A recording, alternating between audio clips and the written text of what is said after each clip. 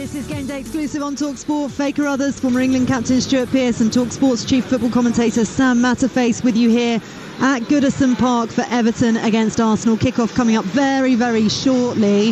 Has the David Moyes new manager bounce finished? Because Everton haven't actually won here at Goodison Park since the 1st of February. It was a 4-0 win over Leicester. They've not won a game in the Premier League since the 15th of February. That was away at Crystal Palace. They've had 4 draws and a defeat since then, and also a poor 12:30 stat for them. They've won just 2 of their last 17 Premier League games that have kicked off at 12:30 on a Saturday. They're winless in 7, but that was since the 1-0 win over Arsenal at Goodison Park in February 2023. Yeah, the last one was against Manchester United live on Talksport a few weeks ago, and they took a 2-0 lead in that game. They should have won it, really. The game was over. They were the much better team in the match, but didn't get it over the line.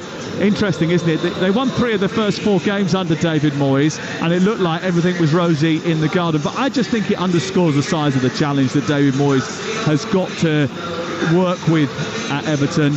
So many times a new manager has come in and the form has skyrocketed for a couple of games and then it's fallen off once more. I think the fact is that he's been able to maintain it a little bit. A 2-2 draw against Liverpool is a cracking result. A 2-2 draw with Manchester United on paper looks a really good result. Actually, we were here. We know they should have won that game. They needed an equaliser against West Ham. They needed one against Wolverhampton Wanderers as well in the second half of those 2 matches. There is going to be a big change here in the summer, and I think David Moyes knows that. The fact that he's been able to keep them on an even keel, I think, has been really impressive and shows how good he is at managing talent.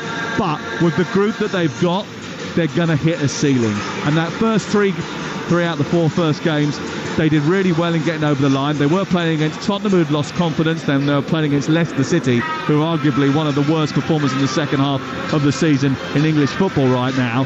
So that has to be caveated as well. But in the summer, he's going to need a different level of player in order to push them on and to make sure they're not always fighting relegation. I think Sam makes some really good points there. The fixture list wasn't easy, I don't think, when he come through the door. This team have got to be punching at the top end, 8 out of 10 individually, because they, no disrespect to Everton, but they probably haven't got the talent to play at a 6 out of 10 and win matches, you know, not in this division. So they're maximising potential, but I agree with Sam, there's a lot of work to be done this summer. They've got to make good recruitment. Moisey done that at West Ham, I think, with the Czech boys, Jared Bowen, that type of thing. He's got to bring those type of players through the door. I spoke with him last week. I know most of them are away in Europe looking at players from the coaching staff point of view. So they've got one eye on this summer and what's going forward. Yep, they have. Branley Moore Dock. I drove past earlier on. It looks like a spectacular stadium, and it's not mathematically confirmed yet, but it looks like Everton will be playing Premier League football there when they kick off their first season at their new ground. Just 4 home games left here at Goodison Park. After Arsenal, it's Manchester City, Ipswich and Southampton. 1905 was the first time the Red of Arsenal stepped out here on the grass at Goodison Park. This will be the 113th and final time that these 2 meet here. Aintree is just 3 miles down the road from us here at Goodison Park as well. And on Grand National Day, I know for a fact that we are in for puns galore.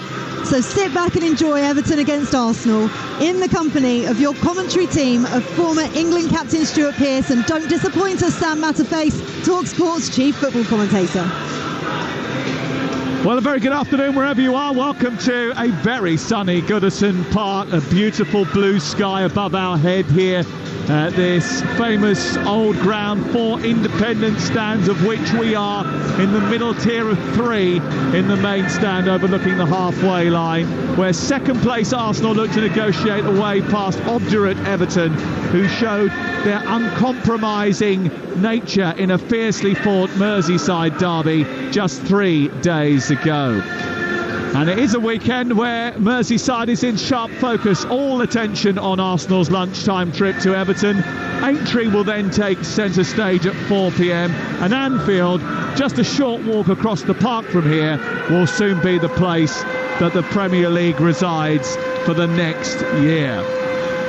Arsenal know that Liverpool are so many lengths ahead that pipping them to the line is pretty much impossible. A collapse akin to that of Annie Power or Devon Lock can only be the merest glimmer of a bit of hope that the title can come their way. It has eluded them for the last 21 years. Arsenal have never won the Champions League either, and surely that is a more realistic, if yet challenging aim. But with Gabriel the latest star to pull up lane, hurdles are continually being put in their place. Everton, who emerged from the tunnel into the sunlight down in front of us, have been ridden on since David Moyes jumped on board for a second time. But after an initial burst, they've just slowed up. Their priority will be preparing for next year, where the manager intends to ensure there will be no repeat of the now annual renewal of the need to avoid relegation. Stuart Pearce is here, 1989. Always going to be Arsenal's favourite Merseyside memory, but they have won just 3 of their last 26 visits to Everton and Liverpool combined. How do they avoid Merseyside misery today?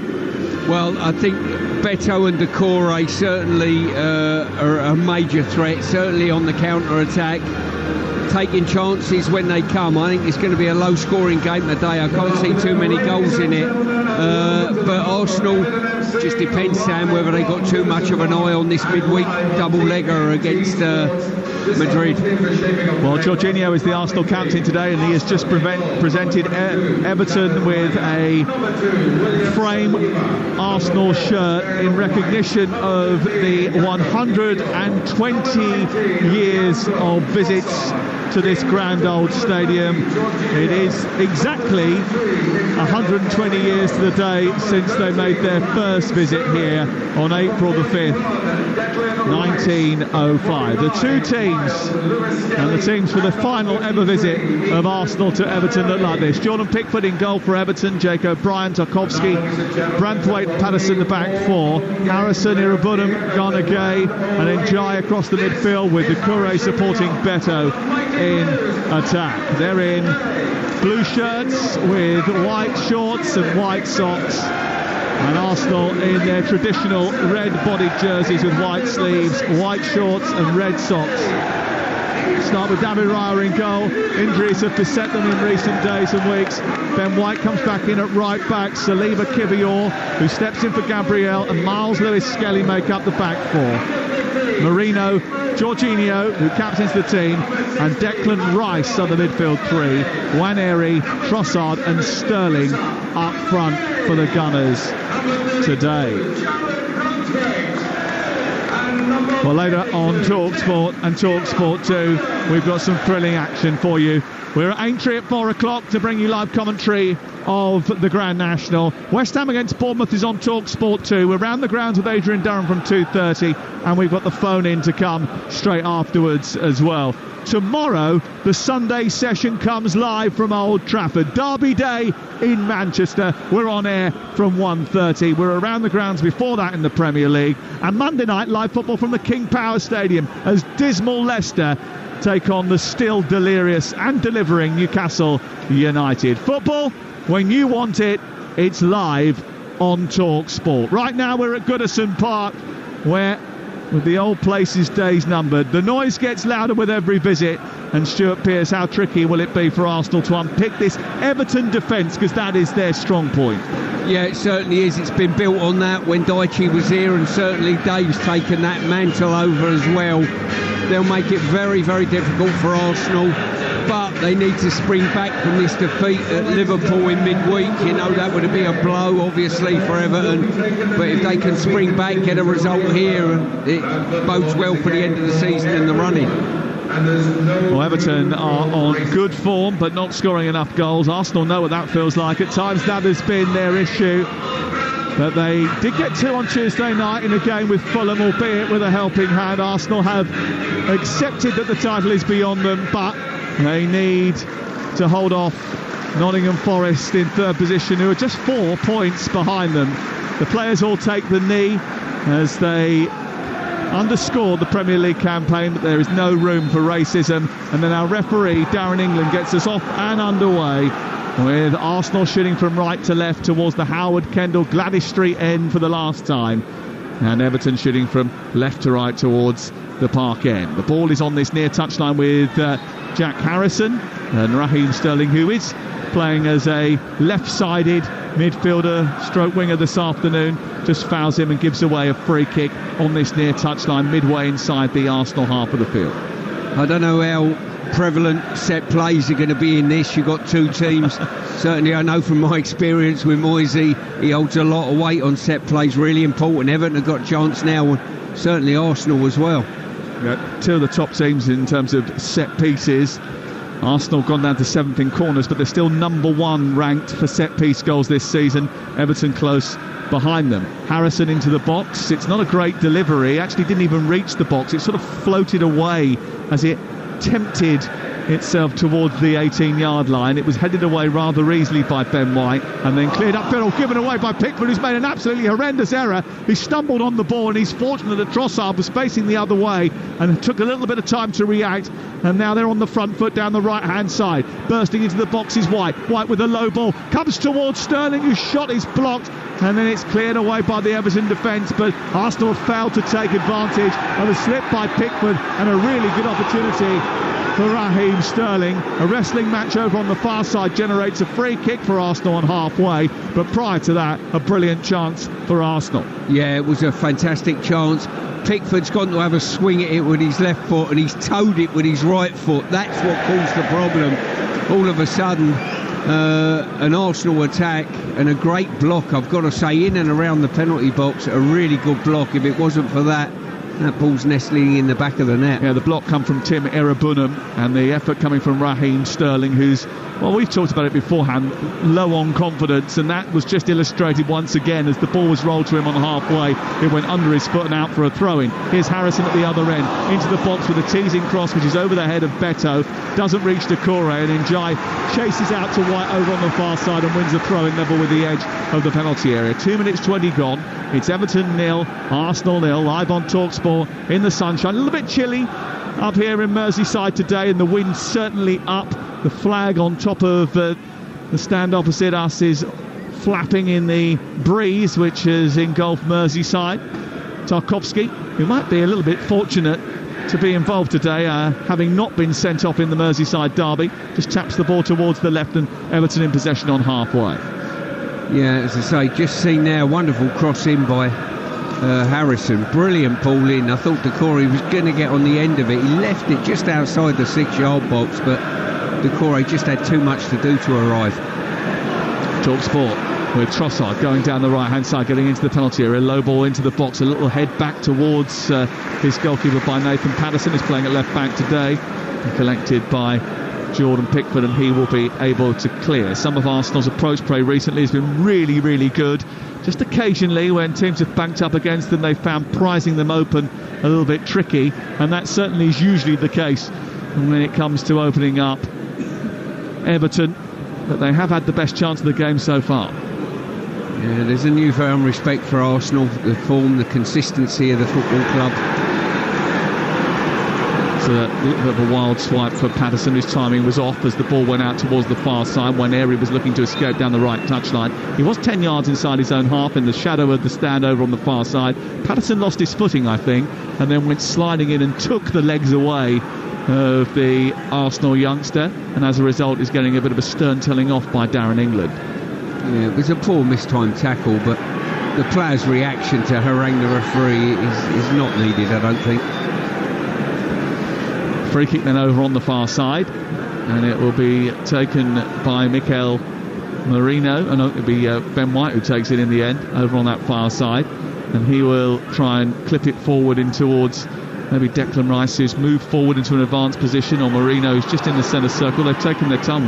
Ben White's left it now for Saliba, who eventually gives it to Kivior, and then Miles Lewis-Skelly just evades the challenge of Harrison, who slides in, and then Lewis-Skelly scoots the ball down to Marino left side. Picked up by Sterling now, runs into a left advanced position, looking to get beyond O'Brien. He goes and gets the return, tries to cross the ball for a second time. It's blocked by O'Brien, who has done particularly well, I think, at right back since coming in. It's now 12 games in a row he's played in that position, and it's out for a corner, the first of the game.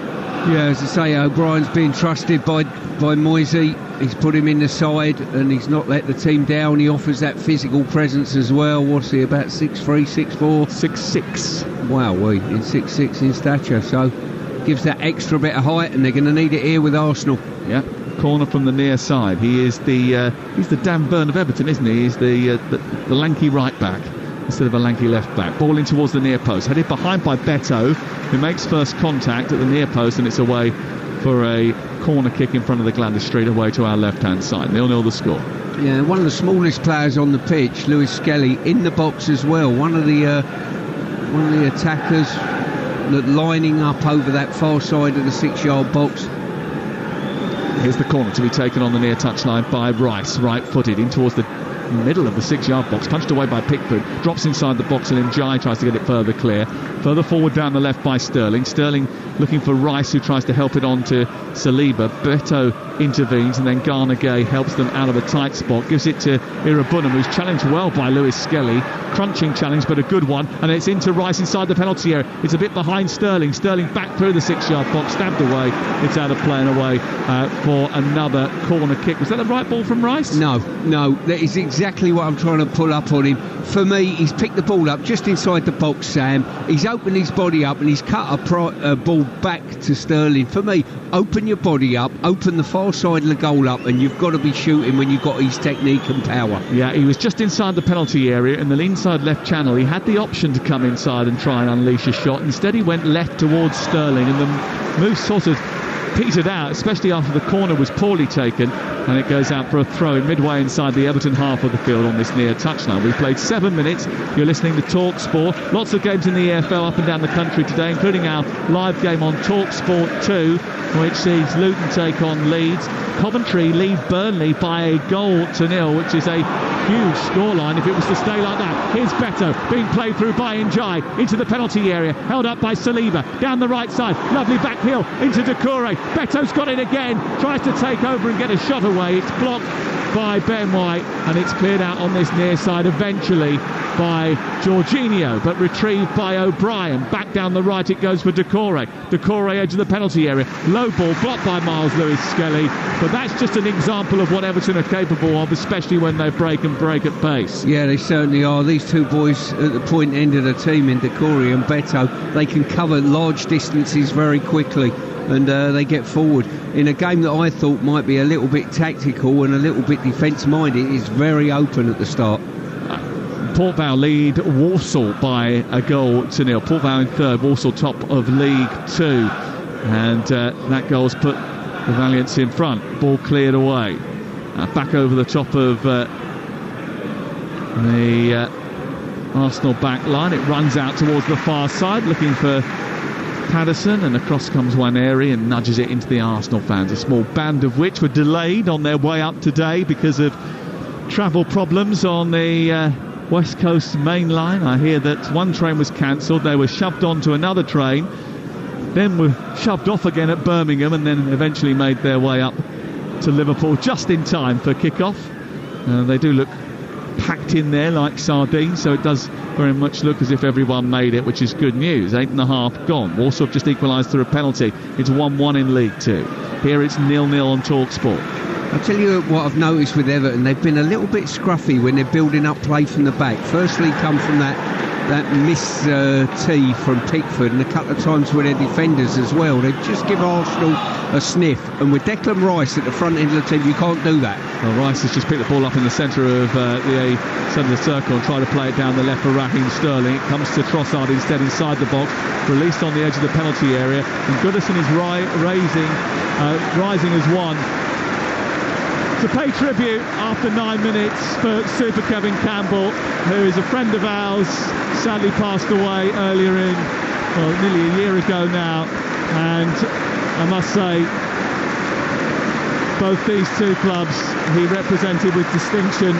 He's a much-loved figure in football circles, and he is missed terribly by friends and family and his colleagues who work with him in football and afterwards in the media. A regular guest on Talksport, a regular contributor to our podcast, and someone who I'm delighted to say that we were fortunate enough to spend time with. And our best wishes to his friends and family who miss him terribly. Kevin, a former teammate of mine at Forest as well, you know, larger than life character and sorely missed. Here's Marino down the left-hand side, crossed into the box away by Branthwaite, and it's headed behind and away for a goal kick, or a corner kick away to our left-hand side. We've played 11 minutes now, it's 0-0, and both teams have had skirmishes in opposition penalty areas. No goalkeeper has yet been forced into making a save. And as we just watch Declan Rice trot over towards the corner flag, receive the ball from the ball boy behind the goal away to our left. Arsenal backloading the far post here. No Gabriel to aim at. They're now ranked 7th for corners and haven't scored from one for a little while. Particularly good at defending them, Everton as well. But here is Declan Rice, who's great at delivering towards the far post. It almost snuck all the way in, and it was only the agility, I think, of O'Brien who got back and headed the ball off the line. Tell you what, Declan Rice has put 3 brilliant corners in. He's just lofted it up, and he's almost put them underneath the crossbar. And Pickford, I mean, he punched the one before last, but he was nowhere near that one, and he's relying on his defensive prowess of his backline to keep him out of trouble. It was Branthwaite actually just in front of O'Brien, who was back there too, and actually O'Brien would have got there had Branthwaite hadn't. They both went up for the header, and they were well stationed, and they had to be, because otherwise that was sneaking in the back of the Everton net. Here is the corner from the other side, taken by Waneri. It's deeper towards Marino, gets a free header, heads it down, hits the body, comes back to Kivior, can't get his shot away, falls to Sterling. He hits it against Irabunum, and then he manages to recover it and send it back to halfway where Jorginho is waiting. But another corner kick causing problems for Everton. There's 2 or 3 now that have gone into the box that have troubled that Everton back line. Yeah, the first 3 from Declan Rice were certainly good deliveries. The last one, not so sure that was the best of the lot. The marking wasn't great.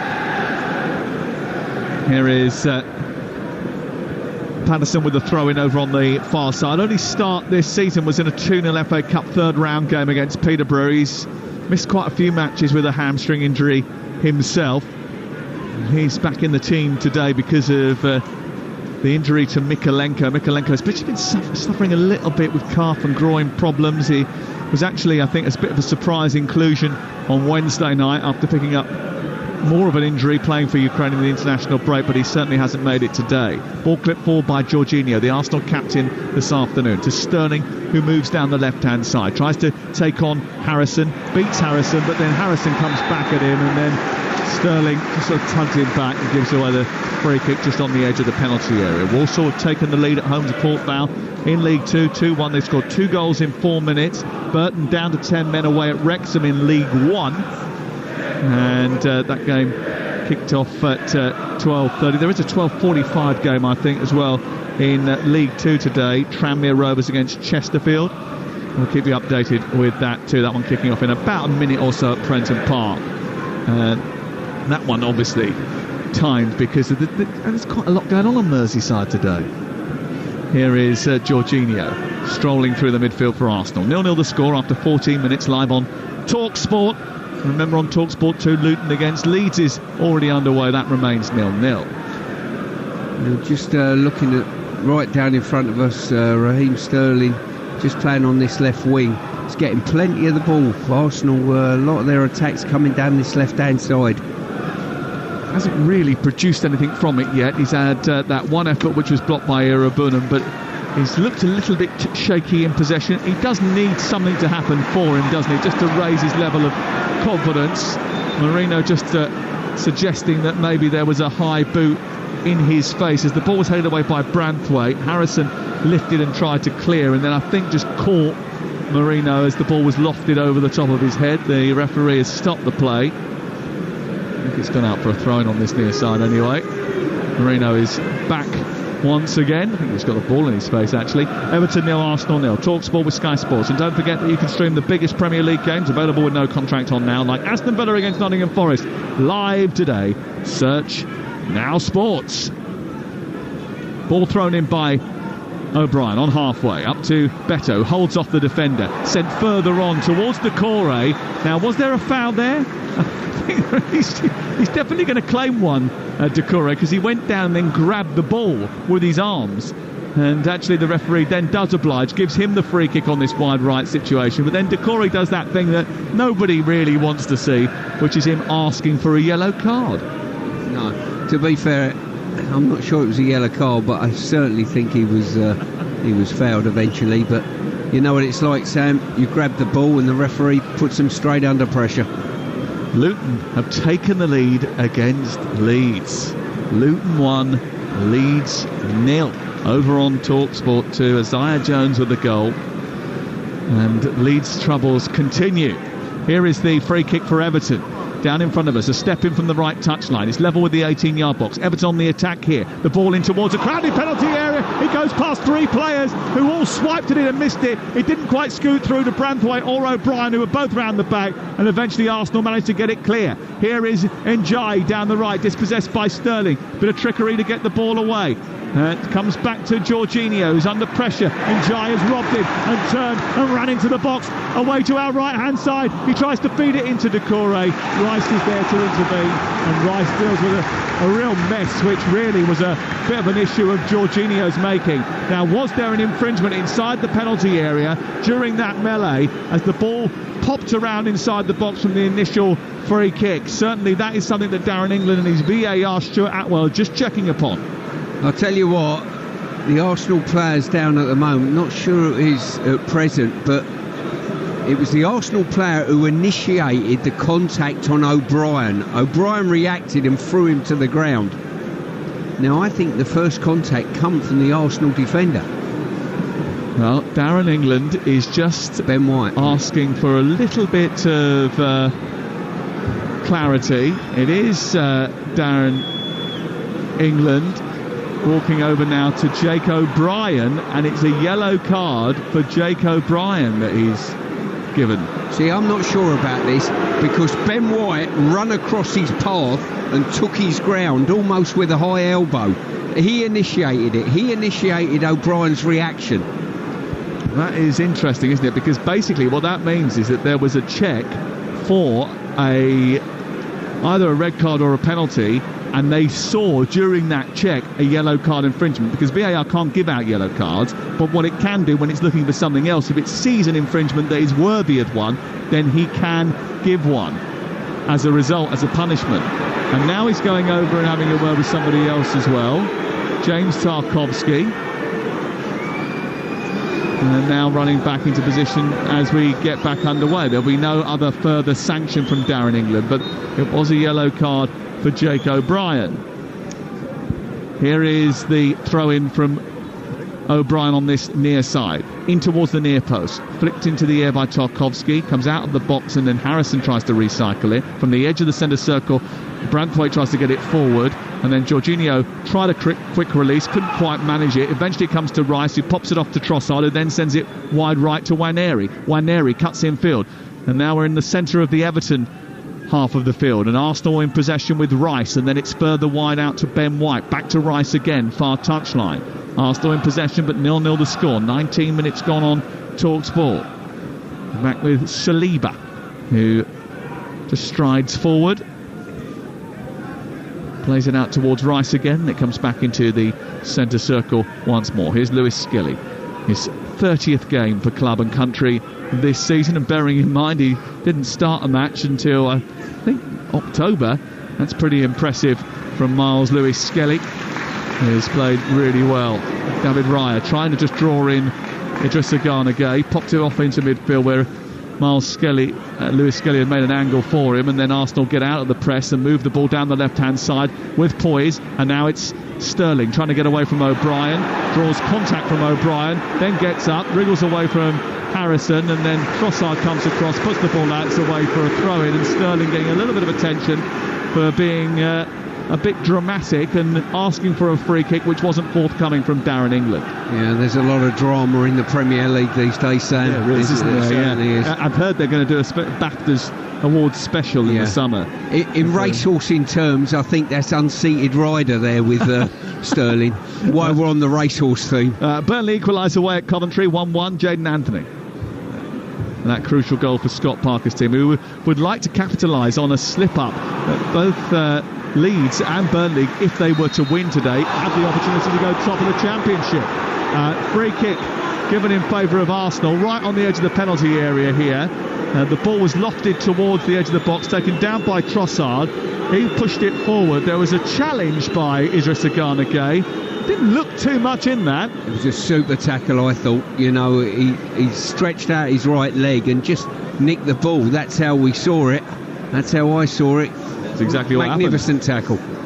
It was a brilliant tackle. He came from the wrong side, yes, but he got his foot around the leg, did not impede the player physically, and got only the ball. Yeah, but it's given Arsenal a great opportunity from about 30 odd metres out here. Declan Rice over it. Well, the free kick is a good, 10 yards back from the edge of the penalty area. It's a left of centre, and it'll be taken by either Rice. I think maybe Nwaneri might take charge of this. It is going to be Nwaneri, left-footed, deep towards the far post. It's over the head of Kivior, and Kivior chasing it out towards the corner flag. Picked up by Trossard, right angle of the penalty area, back in towards Marino. Jorginho kept it moving really well, and now the ball is with Saliba into the penalty area, who cuts it back to White towards the right hand side. It's flipped by Kivior into the box, but he's overhit that, and it's going to go behind and away for a goal kick away to our left hand side. I don't understand there why Arsenal worked the ball out wide. They had ample opportunity to get it in earlier than they did. They took 4 extra passes and then overhit the cross. They've had probably 2 or 3 opportunities within the game now to put the ball into the box slightly earlier than they have. For me, put it in there and create chaos. Remember, there's lots of action over on Talksport 2, the EFL today in full swing. Both Leeds and Burnley can go top of the Championship. Coventry 1, Burnley 1 is the latest scoreline over on Talksport 2. Luton 1, Leeds United 0 is the latest from Kenilworth Road. West Brom 0, Sunderland 0. Those all 12:30 kickoffs. In League 1, Reading 0, Wickham 0, Wrexham 0, Burton down to 10 men 0. Burton fighting against relegation. Cheltenham 0, Doncaster 0. Walsall 2-1 up against Port Vale, having gone 1 behind. And Tranmere 0, Chesterfield 0 is a 12:45 kickoff. You're up to date on Talksport. Bit of groaning over on the far side as a free kick is given in Everton's favour, and Trossard kicked the ball away. Referee is not going to book anybody for delaying the restart. I think even this early stage, 22 odd minutes on the clock, we've had a lot of entries into the box, haven't we, from both teams, either set plays or free play. Well, Everton were 9 games unbeaten ahead of the trip across Stanley Park in midweek. They hadn't lost since David Moyes' first game in charge in the Premier League, before they narrowly lost to Liverpool. And they had some really promising moments against Liverpool. Beto getting in behind twice, frightened the Liverpool back line with an offside goal hitting the post. There was one break at the start of the second half which they really should have made more of. Harrison and Alcaraz both guilty of not profiting from those. And they're on the attack here with O'Brien wide on the right hand side, moving into the path of Harrison. Back to Tarkowski, and then it's a short ball, and it's pinched by Rice, and Trossard is away. Tarkowski punished. Here's Trossard steaming forward. Oh, he's overrun the ball. He's overrun the ball, showed far too much of it to Jared Branthwaite, who backed off and timed his intervention perfectly, and then nudged it out of play and away to safety. But that was an opportunity which highlights, I think, Arsenal's problems. When they get into areas like that, they sometimes don't have the ability to make the most of it. Yeah, twofold. I mentioned earlier in the game, playing out and giving the ball away cheaply. That was a point in case there, Sam. Gana Gueye robs it in midfield, then tries to feed in Jai. Going to come back to him kindly. He's got space on this right hand side for Harrison. Didn't see it. Gana Gueye's got it again. He tries to poke it back to Njai. Edge of the area, right footed shot is blocked by Kivior. And then it comes out into Sterling, who's trying to escape. And across comes to Toure. Wins it back. Sends it into the right wing position where Jack Harrison takes over now. He gets it onto his left foot. Produced across, swirling towards the far post. Njai goes down in a sandwich between White and Marino. Drops to the floor. Referee shakes his head, says no free kick or penalty, and the ball goes out eventually for a goal kick away to our right-hand side, and it remains 0-0. I've got to say this. I understand your point in picking up Arsenal on the lack of getting a finish away there, but Branthwaite's defensive positional play was magnificent. There's an unwritten rule when you're left 2-on-1 and they're breaking on you. You've got to make sure that they don't pass that ball. The person who's got the ball in possession stays on the ball, and you've got to force him into a shot or a tackle. And Branthwaite done that with his positional play. Brilliant. Excellent work from him, and he is a very good defender. I think one or two might have been surprised that he was with the England under-21s in the international break rather than being with the full England squad, but that's something I think that will come for him in the future. Fascinating. We've got two different pieces of communication from the PGMOL and the Premier League Match Centre, who say that the referee's call of a yellow card to O'Brien for the action on White was checked and confirmed by the VAR, which deemed this not to be violent conduct. Stuart thinks it was the other way around anyway, by the way. But the actual match events timeline, which we're giving access to, where the official sort of reasons are registered for a yellow card, bearing in mind the yellow card happened after the VAR check, so the referee's call was definitely not a yellow card, is that O'Brien was booked for adopting an aggressive attitude. Well, he did, because he threw White on the floor, but I always ask the question, why did he react like he did? He reacted like he did because White took his ground and come across and sort of made sure that he felt his body. But the referee's call was not to issue Jake O'Brien with a yellow card, because he didn't do that till after the VAR check, right? Yeah, indeed. Here is Saliba, deep inside the Arsenal half. He spoons it out towards the far side. He's overhit that. It's going to fly into the Bullens Road stand, and it will go out of play for a throw-in over on the far side, the left, as we look at it. This is Talksport on a Saturday afternoon. Game Day Live with Adrian Durham, Troy Deeney, Jermaine Genus and Mickey Gray from 2:30 this afternoon. At 3 o'clock we've got West Ham versus Bournemouth in the Premier League, Talksport 2. And tomorrow the Sunday session comes from Old Trafford. We've got Fulham, Liverpool, Brentford, Chelsea and Tottenham, Southampton to keep you updated with as well. And Monday night, Leicester against Newcastle. Looking forward to that from the King Power Stadium. Leicester in such poor form. Surely they can't keep going on playing at home, losing and not scoring goals.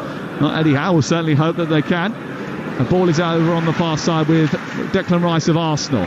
Up it goes to the right winger, Nwaneri. He leaves it because it took a little flick off Patterson and goes out of play and away for a throw-in 5 yards inside Everton territory. And Arsenal have the ball again.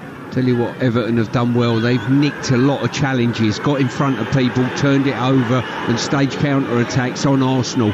The other side of that is I think they've been a little loose with their possession. That could have been costly on a few occasions, and they've just got to be mindful they don't give it away in cheap areas. I'm going to say the game has taken on a familiar pattern, and one that I was expecting, really. A bit of a scrap between two managers who will not give an inch, even though that they've changed their team around in preparation for Tuesday night's game against Madrid. They certainly want to get something out of this game, Arsenal, no doubt about that. And actually David Moyes was referencing that before the game, saying in his TV interview that he and Mikel Arteta, who he signed for Everton many moons ago, will fight and scrap for the next 90 minutes, but afterwards we'll have a drink and discuss things in his office post-game.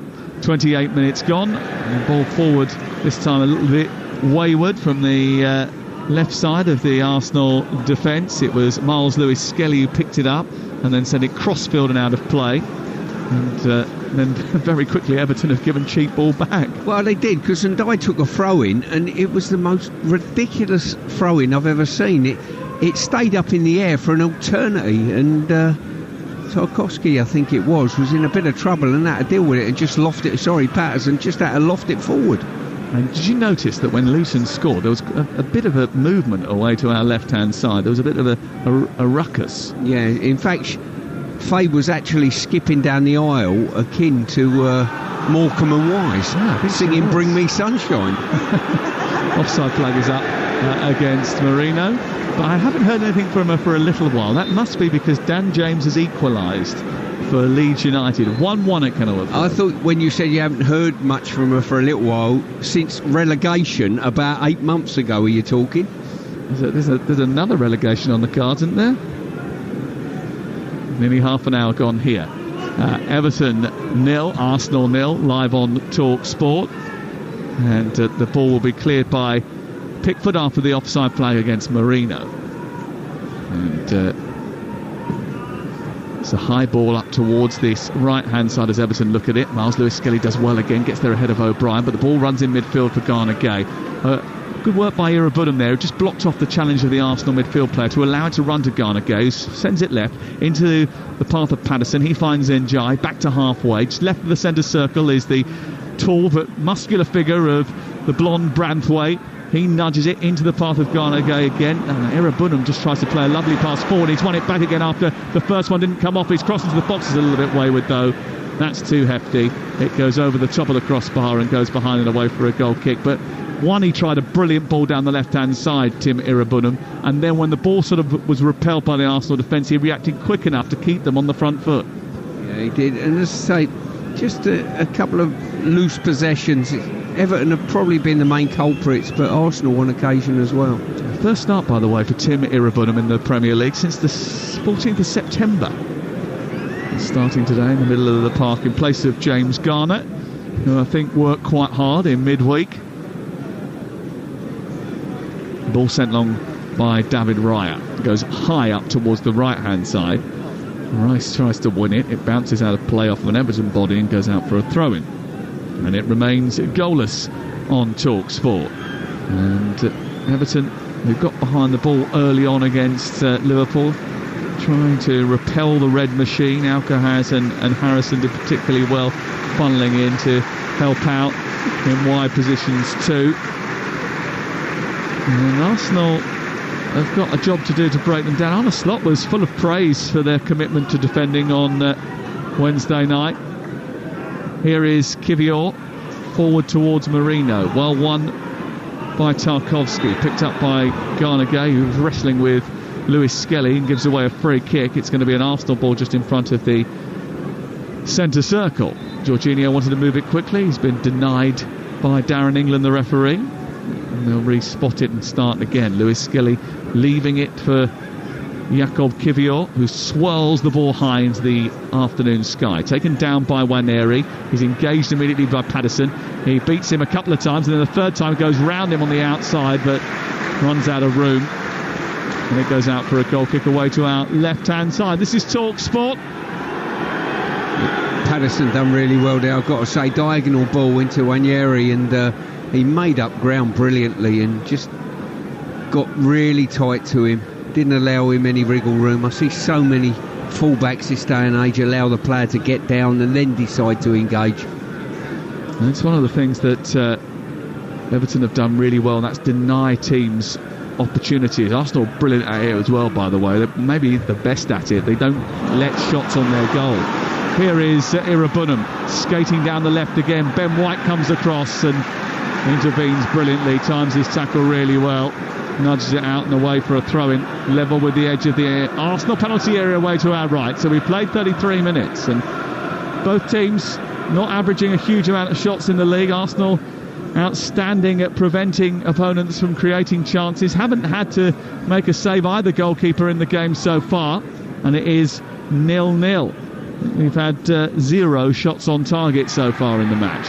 Here is Ndai out towards the far side. Patterson with a cross into the box. It's headed away by Marino, who's back helping out his defence, and then it's bounced kindly for Sterling, who's got beyond Branthwaite and now is running into the Everton half of the field. He's fed Trossard, edge of the penalty area, left side, squeezes a shot under Pickford and into the net. A brilliant effort from Leandro Trossard, who scored here 18 months ago and has scored here again. It's only his third goal in 28 appearances, but Leandro Trossard has put Arsenal in front with a really well taken finish from just inside the box from the left-hand side. Sterling made it, running from halfway with the ball, feeding it to Trossard, and his effort went right under Pickford and into the corner. It's 1-0 Arsenal. Yeah, this counter-attack threat's been on there a couple of times for Arsenal, warning signs.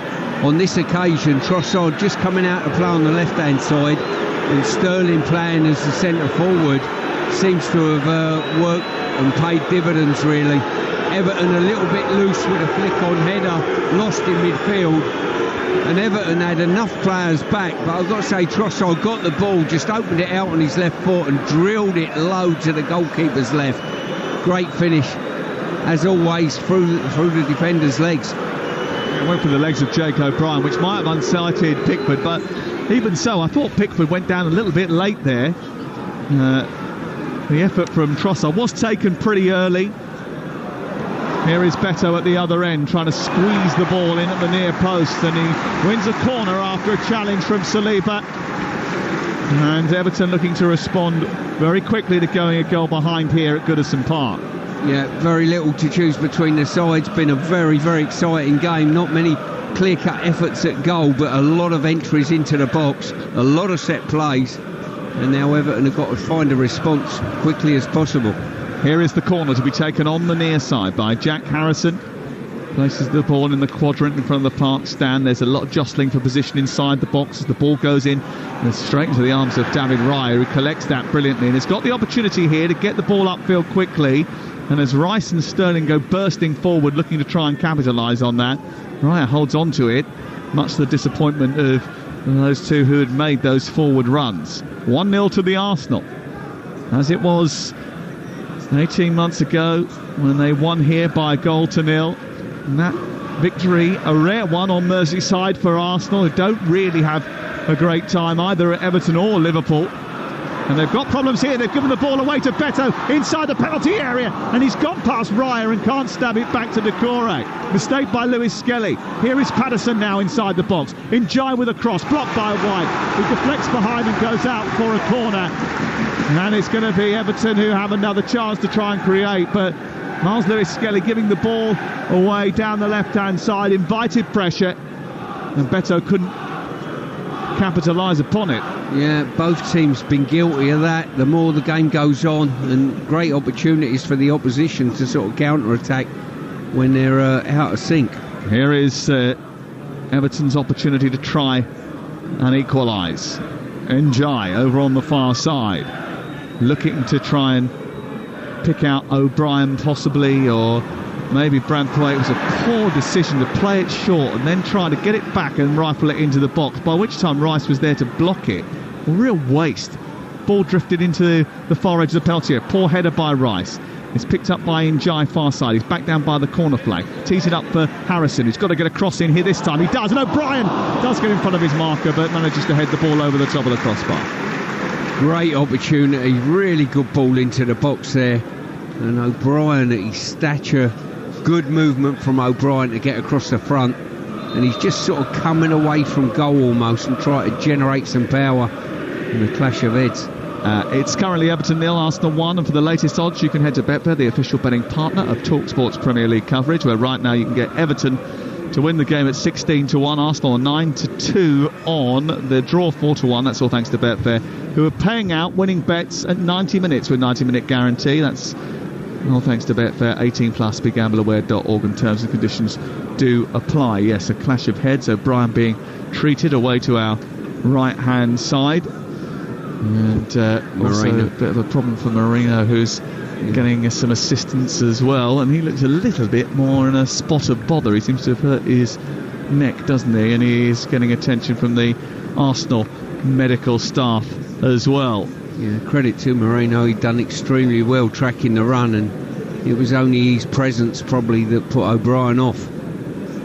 Well, the good news for Arsenal supporters, having watched their team take the lead on a number of occasions this season, is that they are unbeaten when scoring the opening goal in the Premier League this campaign. They've won 14, drawn 5 of those, and they've won each of the last 5 times in which they have gone in front. And they've gone in front today courtesy of a goal from Leandro Trossard, goal number 7 for the season, and that will delight Mikel Arteta, because opportunities, clear-cut opportunities, have been few and far between. Yeah, they certainly have. As I say, a few giveaways of possession that have encouraged the opposition to get at each other. A lot of entries, a lot of set plays, but no clear efforts at goal as such. And even the goal was, I thought defensively, Everton had got back and got into shape. Well, he is the first Arsenal player to score at Goodison Park in back-to-back games, in back-to-back seasons since Alexis Sanchez in 2016-17, 17-18.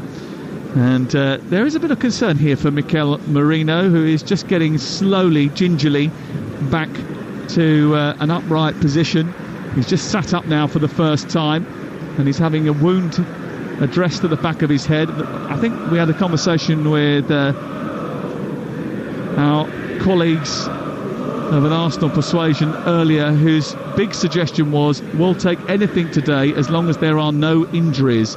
A narrow victory and no further ailments would be on the wish list, but picking up a head injury to Merino certainly was not something that they would like. I mean, he's one of those they can't afford to lose, because he is a goal scorer. He's managed to pick up 6 goals in his last 7 matches. You don't want to take that out of the team. No, you certainly don't. As I say, a critical Arsenal for not free scoring at the moment, but his defensive work then that's got him a smack on the head was absolutely critical.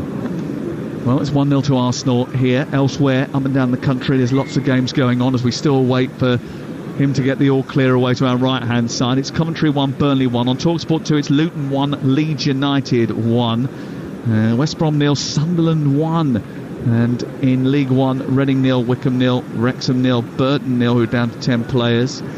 And in League 2, Paul Vale went ahead in the game against Walsall, but Walsall still lead by 2-1, having fought back in that first half with 2 goals in 4 minutes. Cheltenham 0, Doncaster 0, and Tranmere 0, Chesterfield 0. That one kicking off at 12:45. Interestingly, the Coventry City result. I mean, Coventry 2 points above Borough, who are in 7th position, so looking to try and get into the playoffs under Frank Lampard. They have been defeated just 4 times in the last 14 matches, and they've won 10 of those, Coventry City. What an amazing rise under Frank Lampard they have had. And ball cleared upfield, up towards the right hand side, goes out of play, and it's collected by Kivior, out towards the left hand side by Trossard is beaten to it by Garner Gay, and a free kick has been given. Merino, who's still off the field here, now being asked to come on. O'Brien does go back on, and Merino does too. There's another problem for an Arsenal player who's gone down in Trossard.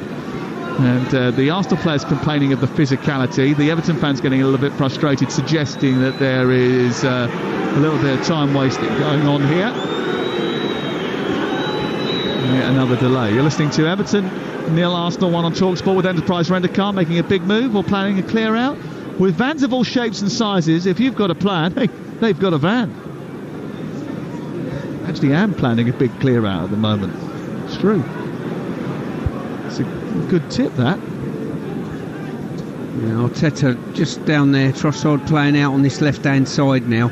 A lot of ball was coming out on this left-hand side that we saw with Sterling, but not a great deal come from it. Now Sterling's playing centre-forward, Trossard being asked to deliver from this side. Yeah, just a little shift in the formation after Trossard starting through the middle in the first part of the game. Sterling now has gone through to that central area. Ball is with Kivior, who's travelled forward, played it back to Merino, has given it to his goalkeeper just on the left side of the area. He will look up, funnel it into Jorginho, back to Saliba.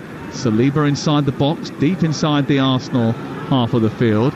Jorginho wants it. There's a lot of room for him to operate into and green grass for him to run into, and he's taken that invitation and he's strode up into the Everton half of the field and then sent it left, where Trossard has got it now. He moves up towards the edge of the penalty area, goes one way, then back on the outside, feeds it to the edge of the box. Lewis Skelly will scurry across and reach it.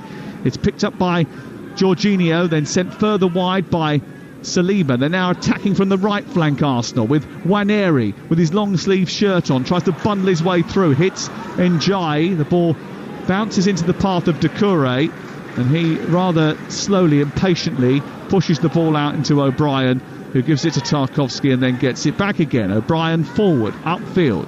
Kivior with a header away. In midfield is Merino. Everton have just come off the bridle a little bit since the delay from the Merino and O'Brien clash of heads, and there's a little bit of a feeling of everybody limping towards half-time, I think, Stuart Pearce. Yeah, it looks that way. Arsenal have got their nose in front. They're happy to keep a bit of possession.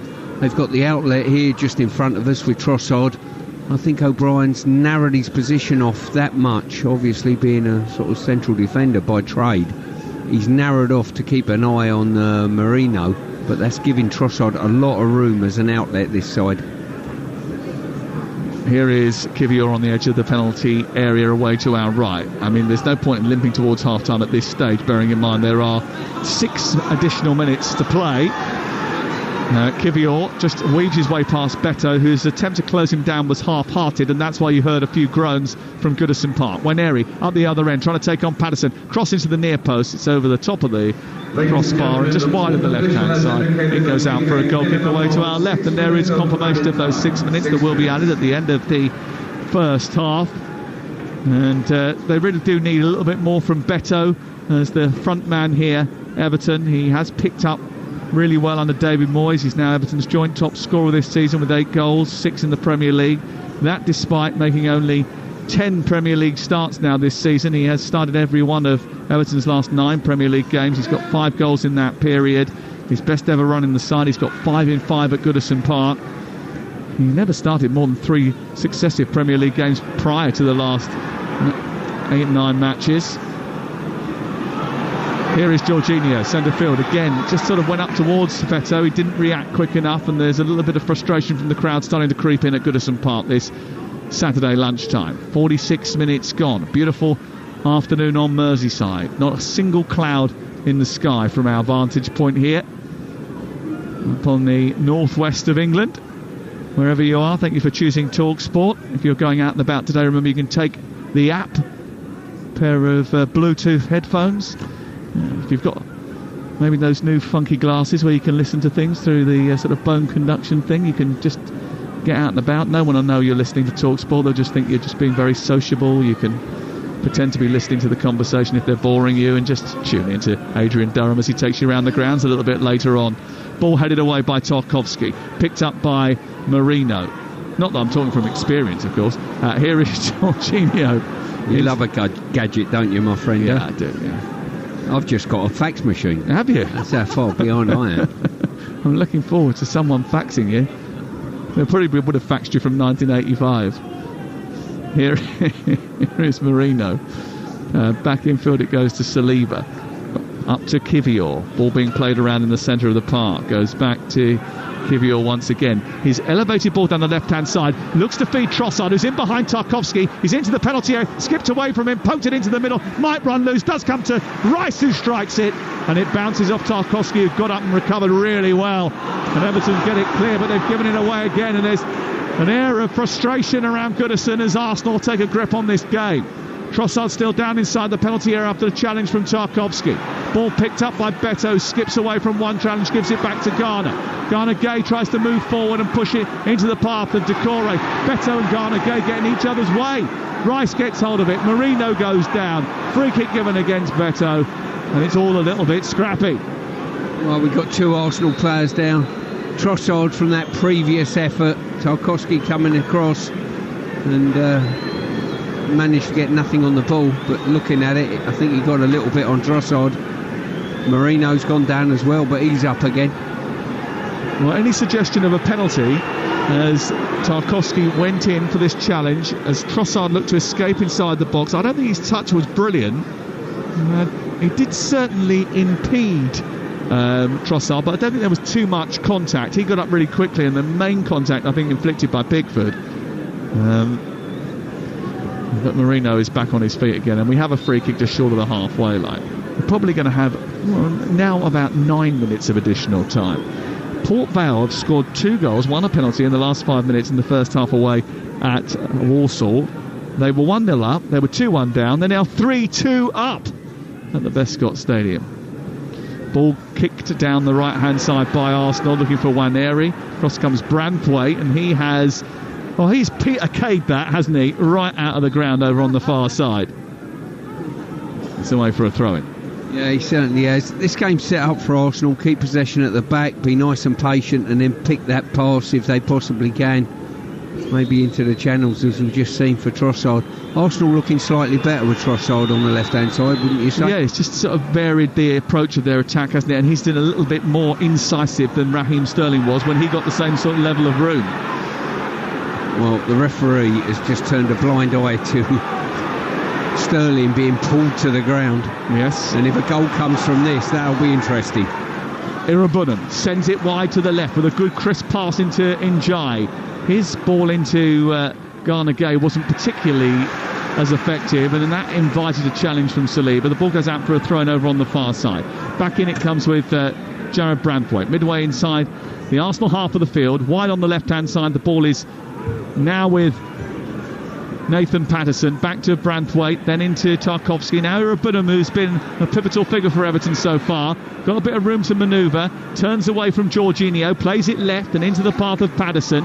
Patterson back to Garner Gay, then it's on to Njai. Njai trying to come in field. It's very congested on the far side. They need to switch it somehow. Njai with an effort from the edge of the box after being played in. He quickly turned and fired that towards the far stick, but it was over the top of the crossbar, and it goes behind the way for a goal kick away to our right-hand side, and it remains Everton 0, Arsenal 1 in the 51st minute of the first half. Yeah, just looking at O'Brien's position, once the ball's on the left-hand side, Harrison holds his width on the right-hand side, and O'Brien's the one that makes the far post and gets in the box. If that's going to be the case, they're going to have to deliver the ball into the box slightly earlier, Everton.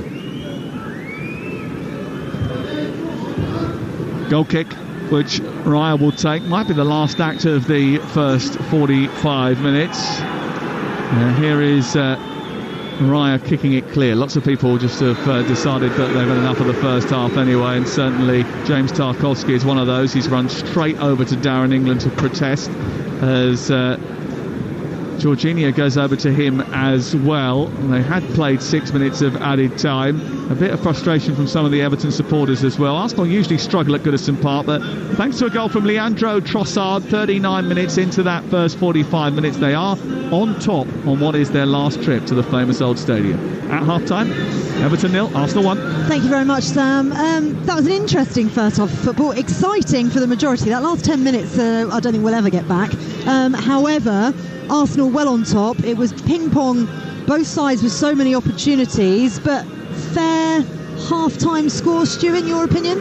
I would say there's not been much in it. You know, Everton have been a little bit untidy with some of their possession stuff in the middle to their defensive third, and the warning signs have been there for me. Look, if you're not careful, Arsenal can hurt you on the counter. And it was a poor timed header. Two Everton players got in each other's way, and that was the instigator. The ball fell to Sterling, and on the counter attack at that stage, I've got to say Trossard finished it well. I thought Everton got back in numbers to deal with it, but his finish was so clinical and so low, went past Pickford before he knew it. Heads didn't drop though for Everton. They had opportunities straight away, and actually Arsenal have been sloppy with the ball at times. Yeah, Arsenal fell into the same sort of routine as Everton, really, a little bit loose with the ball at the back.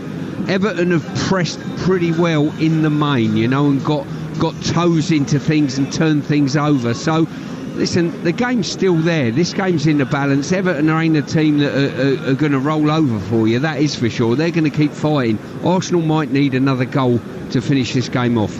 What do you think Mikel Arteta is going to do at half-time? Leave it as it is, or make some changes with Tuesday's game against Real Madrid in mind? Well, personally, I would leave it as is. He's made changes and his team are 1-0 up. Why would you make changes at this stage? Unless he wants to see a physical outlet and a physical load come from some of his players that are sat on the bench at the moment. But at the moment, I wouldn't touch it. You're looking around that 60-minute mark and then make a decision accordingly. Yep, we shall see very shortly. Half-time in many of the other games that kicked off at 12:30. It's Everton 0, Arsenal 1 here. But what is the score at the CBS Arena in a huge game in terms of promotion from the Championship to the Premier League? Ian Abrahams.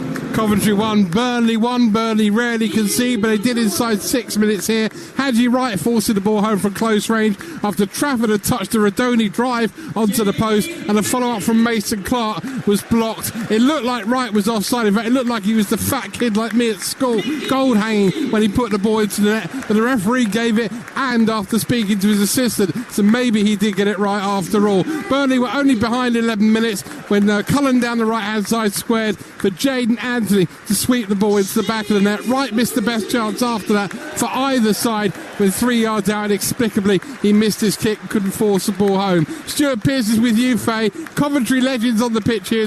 Legends Day, the likes of Tommy Hutchison, David Speedy and Steve Griswich are all here.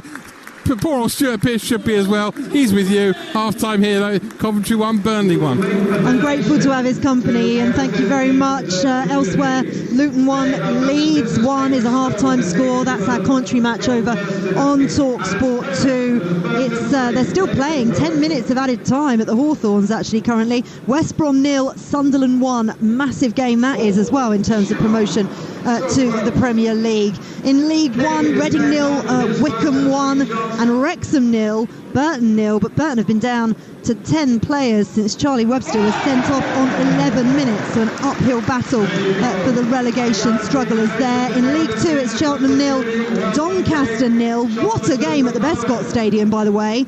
Walsall 2, Port Vale 3, which at the minute takes Port Vale top of the League 2 table. The other game still has 4 minutes. That was a 12:45 kick-off between Tranmere and Chesterfield just down the road, and that is currently goalless. You are up to date on everything. We'll keep you up to date with all of those scores across the day here on TalkSport. But second half commentary of Everton against Arsenal coming up next here on TalkSport. Game day exclusive on TalkSport with Enterprise Rent-A-Car. Making a move or planning a clear out with vans of all shapes and sizes. If you've got a plan, we've got a van. You don't just check in to a village hotel.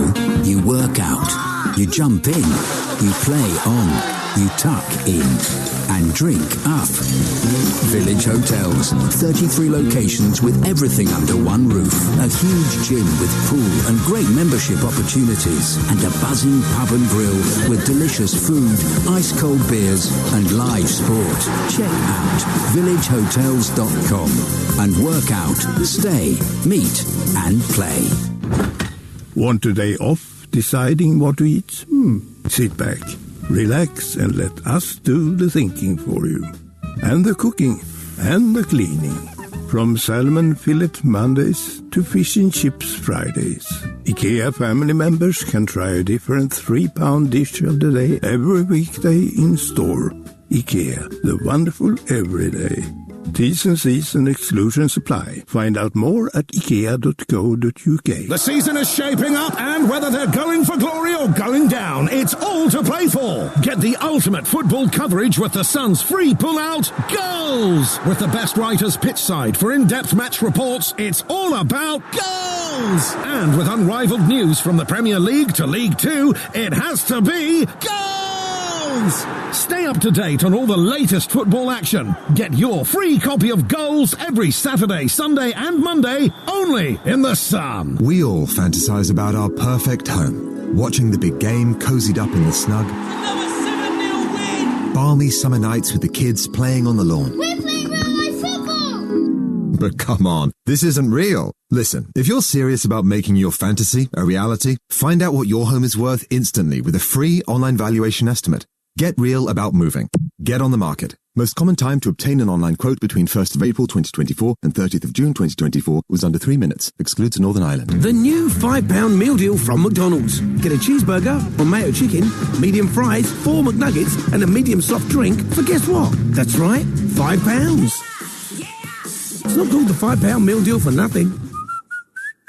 From 11 a.m. Not available on delivery. Carbonated soft drink upgrade fees apply. Participating restaurants subject to availability. At Betfair, we relish the plot twists that football's tense run-in delivers. With titles, promotions and relegations on the line, the form book can take a back seat and the drama has the power to rewrite scripts. Get a free £10 bet when you bet £10 on Accas or Bet Builders on football this week. Betfair. Play different. Opt-in and previous deposit required. Valid for 72 hours on Football Hackers or Bet Builders. Min combined odds of 1.5. T's and C's apply. 18 plus gambleaware.org. At Screwfix, we've locked in the prices of a wide range of everyday van essentials. Like the 50-litre 30-pack heavy-duty rubble sacks at £7.99. WD-40 at £6.98. And 380ml no-nonsense decorator's cork at £2.50. We've got your back with prices you can rely on the products you use the most. in stock and ready to go, saving you the hassle of shopping around. Order on the app and collect in-store today. Prices valid until at least 6th of April. Visit screwfix.com for T's and C's. Delivery charges and restrictions apply. Game day exclusive on Talksport with Sky Sports. Stream the biggest Premier League games available with no contract on now. Like Aston Villa versus Nottingham Forest live today. Search Now Sports. 18 plus. Stream via internet. Terms apply. Game day is go. Stimulate your senses with a heavy-duty payload of thrilling Premier League football. They're back in front. Game day exclusive on Talksport. This is Game Day exclusive on Talksport. Faker Others, former England captain Stuart Pearce and Talksport's chief football commentator Sam Matterface with you here at Goodison Park, with Arsenal leading Everton by 1-0 at half-time. Leandro Trossard's 34th minute finish, the difference between the two sides at the moment. Second half is coming up very, very shortly, so let's get the latest from Betfair, the official betting partner of Talksport's Premier League coverage. Odds update on Talksport with Betfair. Get a completely free ACCA or bet builder on football this weekend. Opt-in and previous deposit required. Max free bet varies from £1 to £10 per customer. Minimum odds and T's and C's apply. 18 plus. Gambleaware.org. Alex Boyce from Betfair joins us now. How are the odds looking at half-time? How's our charity bet looking, Alex? Yeah, I'll come to the charity bet right at the end, but Arsenal leading at the break. The match has produced very little in terms of goal-mouth action. We sort of talked before the game how in recent seasons this has lacked goals, and a similar pattern here at Goodison Park, though. A great strike from Trossard to put Arsenal ahead. That leaves his Arsenal side now odds on at 2 to 7 to take all 3 points. A very strong position, of course. Everton, they haven't really been able to lay a glove on an attacking sense, at least. Just the 3 shots. 2 from Iliman Ndiaye. At least he's back on the pitch. That's a huge boost for Everton, isn't it? But Arsenal very comfortable really in open play. The home side to turn this around now 12 to 1 on the Betfair Sportsbook, with the draw priced at 7 to 2. Looking at the players, Sterling, he's looked very busy. He got the assist, and I think with the Champions League coming up, he may play the 90 minutes here. So the 4 to 1, he commits 4 fouls in the game. That looks quite eye-catching because he's committed a couple so far. Whilst looking at the player cards market, Betfair have boosted Nathan Patterson to be shown a card.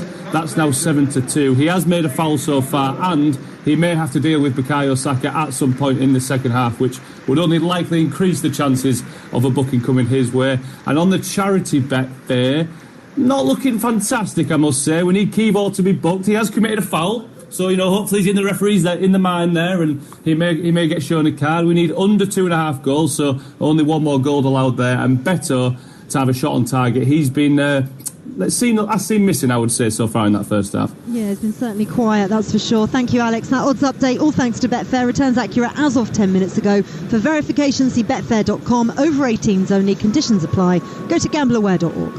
Odds update on Talksport with Betfair. Get a completely free ACCA or bet builder on football this weekend. Opt-in and previous deposit required. Max free bet varies from £1 to £10 per customer. Minimum odds and T's and C's apply. 18 plus. Gambleaware.org. So following us at 2:30 on Talksport, Adrian Durham's going to be taking you around the grounds with all the goals as they go in the Premier League and the EFL, and he's at Selhurst Park for Palace against Brighton. How are you, Aid? I'm absolutely fine. Very sunny and loud here at Selhurst Park, where Palace take on Brighton in what isn't a derby, it's a grudge match. In 23 derby. Well, they hate it that. Being called that. Yeah, I know. It's just another Premier League game. Yeah, we've got West Ham, Bournemouth, Ipswich Wolves is gigantic. Troy Deeney's there for us this afternoon. So there's 3 big Premier League games kicking off at 3 o'clock, and as you know, we're around the grounds, all the goals as they go in EFL, Scotland National League as well.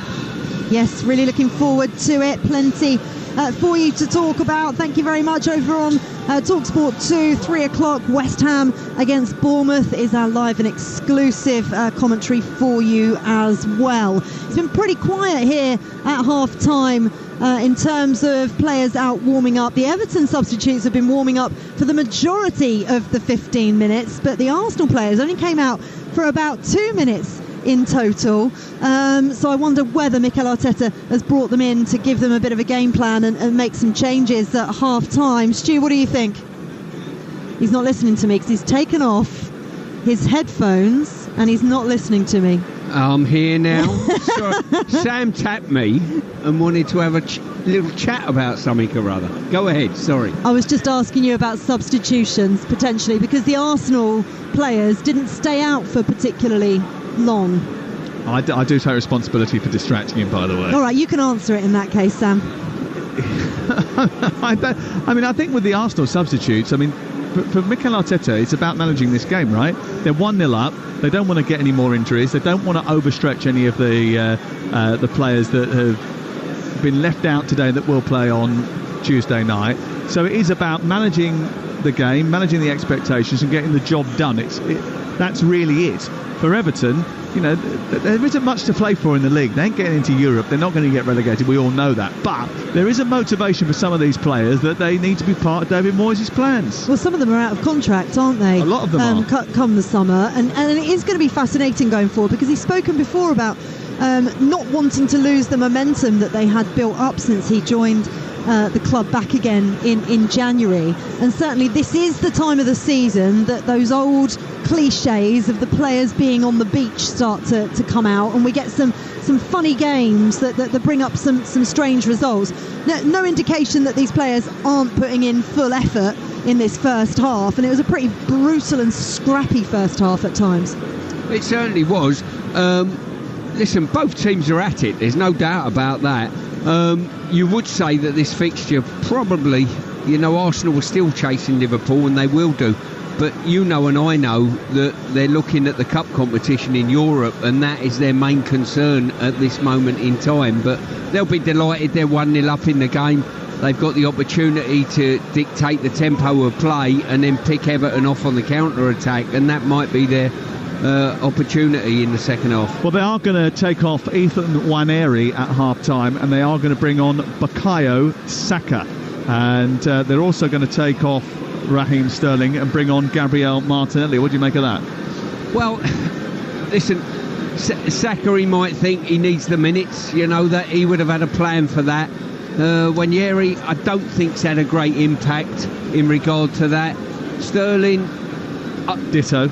Yeah, it'd be fair to say on both of them. So, well, he got the assist. That's a decent enough impact, I would say. True, but I think overall he'll be disappointed, because he had some really promising situations in that first 20 minutes, I think. He didn't hit the target with any of his shots. He did play that one key pass. 24 touches, 14 passes. A lot of his passes were intercepted. His passing accuracy 71.4% in that first 45 minutes. Yes, he did come up with the assist. You're absolutely right. But I think overall, he still looks to me like a player who's trying to play his way back in. It was a good block for his shot that he did have, to be fair, in the early stages, just to support Raheem Sterling while everyone's piling on. He had a decent first half, in my opinion. The Arsenal players are in a huddle over on our left-hand side ahead of the second half, as the Everton players make their way out. It's teed up to be an end-to-end second half. Bukayo Saka on. Can Arsenal close the gap on Liverpool at the top of the table to 9 points without a win, and keep all their players fit ahead of Real Madrid on Tuesday? Let's find out. Stuart Pearce and Sam Matterface. Well, Arsenal won here last season, but their record at Goodison Park is poor. Prior to their narrow win here 18 months ago, they lost 3 in a row and hadn't won since 2017. But they are in front at the break, courtesy of a Leandro Trossard goal, and they have new support for him from the flanks at the start of the second half, which signals the intention, I think, from Mikel Arteta. It's going to be Raheem Sterling and Nwaneri out, and in come Gabriel Martinelli and the return of Bukayo Saka, who scored very quickly after returning on Wednesday night, starting the game on the bench against Fulham, and then coming off the bench and scoring within, I think, 2 minutes and 36 seconds after being introduced from the bench. And just to underscore how important he is, it's worth pointing out as David Raya comes out and gets caught on the edge of his own penalty area in the early few moments of the second half. Miskicks the ball, ran past it. Beto couldn't profit from that, and it was cleared away. He did cause a bit of confusion with his physicality there, Stuart Pearce. Yeah, he certainly did. As I say, it was Saliba that almost turned the wrong way from the ball. Another mistake, and Lewis Skelly has turned his back on the ball, and he's brought down Harrison and given away a penalty. 45 seconds into the second half, and after making 2 changes at the break that were supposed to put Arsenal even further on the front foot, Miles Lewis Skelly has turned into Harrison dragged him down, according to Darren England and the assistant over on the far side, and given away a penalty. This could be interesting, actually, when they review this again. How much of a contact is there? Skelly's got caught underneath the ball. He's leapt backwards. He's claiming that he was pushed. Harrison's claiming he was. It was certainly a cheap collapse. There weren't a great deal in it, but whether the referee's going to turn round and overturn that, or VAR, or your guess is as good as mine. Was the contact outside the box? I was going to say the majority, a multitude of things. The majority of the contact, I think, is outside the penalty area. So the significant bit where he really edges, because he's great at this, right, Lewis Skelly, protecting the ball with his body. He does that all the time. He's just misjudged this slightly, and the ball's got away from him, and he's continued to lean into the body of Jack Harrison, sort of crouching down, and he's just outside the area where the significant contact takes place. But that does continue into the box, and if that is the case, it can be given as a penalty. Well, it's interesting, Sam, that I give comment on Talksport this week, and the big article from a newspaper was Lewis Skelly and saying that he uses his arm to ward off players and officials and all that. I said, you've got to be careful what you say your forte is. Yeah, well, he's given away a penalty, and the decision is foul inside the penalty area by Miles Lewis Skelly. As a result of it, it is going to be a penalty, and Darren England now just arguing with Jorginho. There is a yellow card here that has come out. We'll keep an eye on that. Jorginho, who has got the yellow card, and Iliman Ndiaye has placed the ball down. They've only been awarded one penalty this season. Only Wolves have been awarded fewer. And Iliman Ndiaye is going to be the man who takes the responsibility for Everton. A rare penalty in front of the Gladys Street end away to our left-hand side. To level things up right at the start of the second half here at Goodison Park. As you say, it was a difficult one. So many grey areas in that decision, I've got to say. But listen, the referee saw it once, thought it was a penalty, and VAR backed that. He now just makes sure that everybody is outside the penalty area. Iliman Ndiaye's had a long wait here. He placed the ball down. He's kept his left foot by the side of the ball before he's given the indication it's okay to take the penalty, so that he can measure his run-up. He steps back once, twice, 3 times, 4, 5 steps back, and then he addresses the ball. He looks up, faces down David Raya. It's Iliman Ndiaye of Everton to equalise. Right foot, he rolls it into the corner, and it's more Goodison grief for the Gunners. A spot kick from Iliman Ndiaye, who goes back to being Everton's outright top goal scorer this season. Side-footing the ball into the far corner after sending the goalkeeper the wrong way. And just a few minutes into the second half, it's Everton 1, Arsenal 1. Well, 2 straightish balls. The first one, Saliba got caught at 6s and 7s. They dealt with that, and almost instantaneously the ball's come back, and an Arsenal central defender failed to head it. Lewis Skelly was slightly caught out, and in the melee that was him and Harrison, the referee's given the penalty, and Everton are back on level terms. Well, within 45 seconds of the restart, we had a mishap by Raya, a mishap by Saliba, and a mistake by Miles Lewis Skelly, which has invited Everton back into this game. And I think Mikel Arteta was hoping that after establishing the lead, that Arsenal were going to keep hold of the ball, cause Everton a bit more grief by throwing on 2 more aggressive wingers, and get the job done rather simply. But certainly that simple task has been made a lot more complicated now. 1-1, 5 minutes gone in the second half. Arsenal shooting from left to right in those red body shirts, white sleeves, white shorts, the traditional Arsenal colours. And Everton shooting to our left, blue shirts, white shorts. 1-1 the score.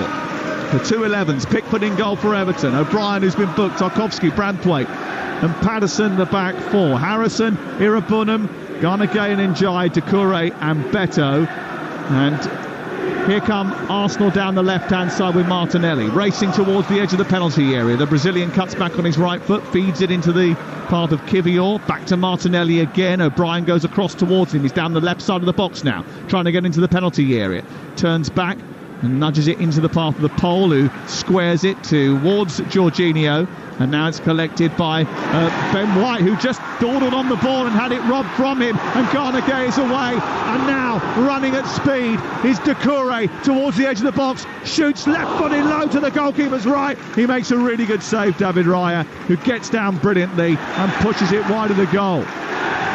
It's been the pattern of this game. The majority of chances are coming from mistakes in possession, and that was evident in the first half, and it's certainly been evident in this second half. Arsenal with Raya in goal, the back four of White, Saliba, Kivior, Lewis Skelly, but they're escaping through the middle with Trossard after a mistake by Everton. Trossard has fed the ball out wide. Martinelli now back towards Trossard, blocked by him, goes out wide again to Martinelli, whose cross comes off O'Brien and then goes behind and away for a corner. The midfield is Marino, Jorginho and Rice, Saka, Trossard and Martinelli up top, and we've played 52 minutes and it's 1-1.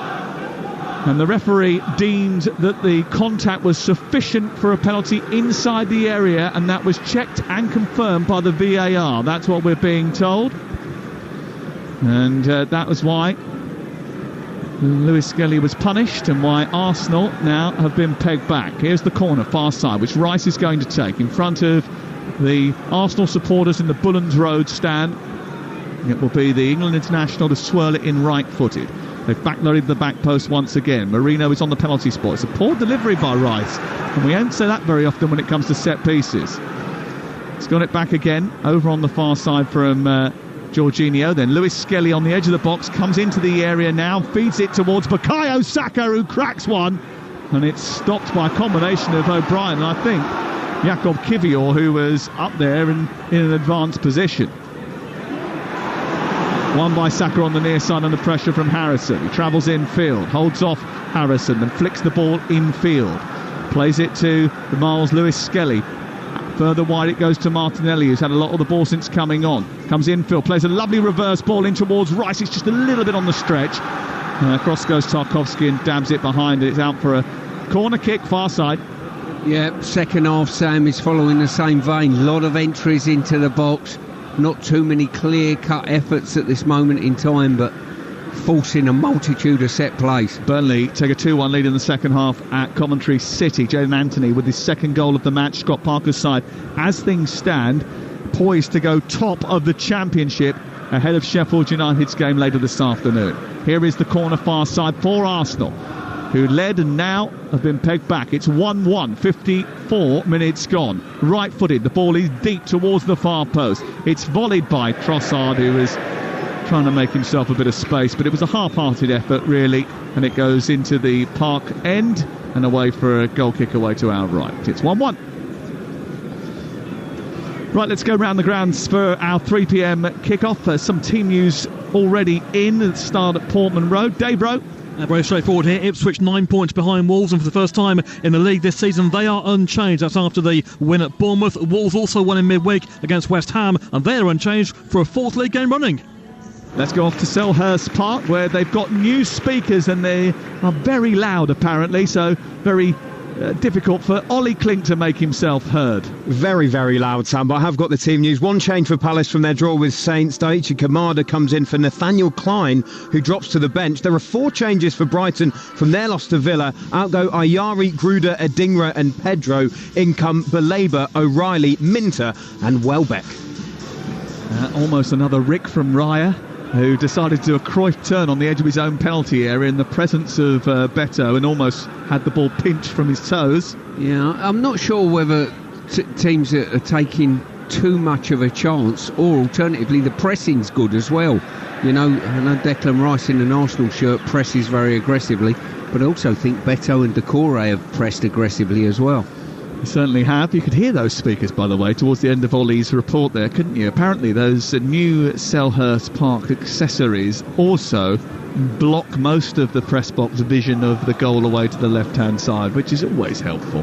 Let's go off to Ian Danter, who's going to have live commentary this afternoon over on Talksport 2 of West Ham against Bournemouth. Both teams beaten in the week. West Ham make 4 changes from their loss at Wolves. Todibo, Alvarez, Souček and Kudus in. Ferguson, Guilherme, Cresswell and Mavropanos out. Just 1 change for the Cherries after their home defeat to Ipswich. Tyler Adams comes in for the injured Christie. It's live on Talksport 2 at 3 o'clock. West Ham United against Bournemouth. Tranmere have taken the lead against Chesterfield. They have a goal in front at Prenton Park. Here is Kivior forward down the left, and escaping down that left-hand side was Martinelli. Tried to feed it to Trossard. He's got hold of it inside the penalty area. Back to Martinelli again. Tried to slide it through the box.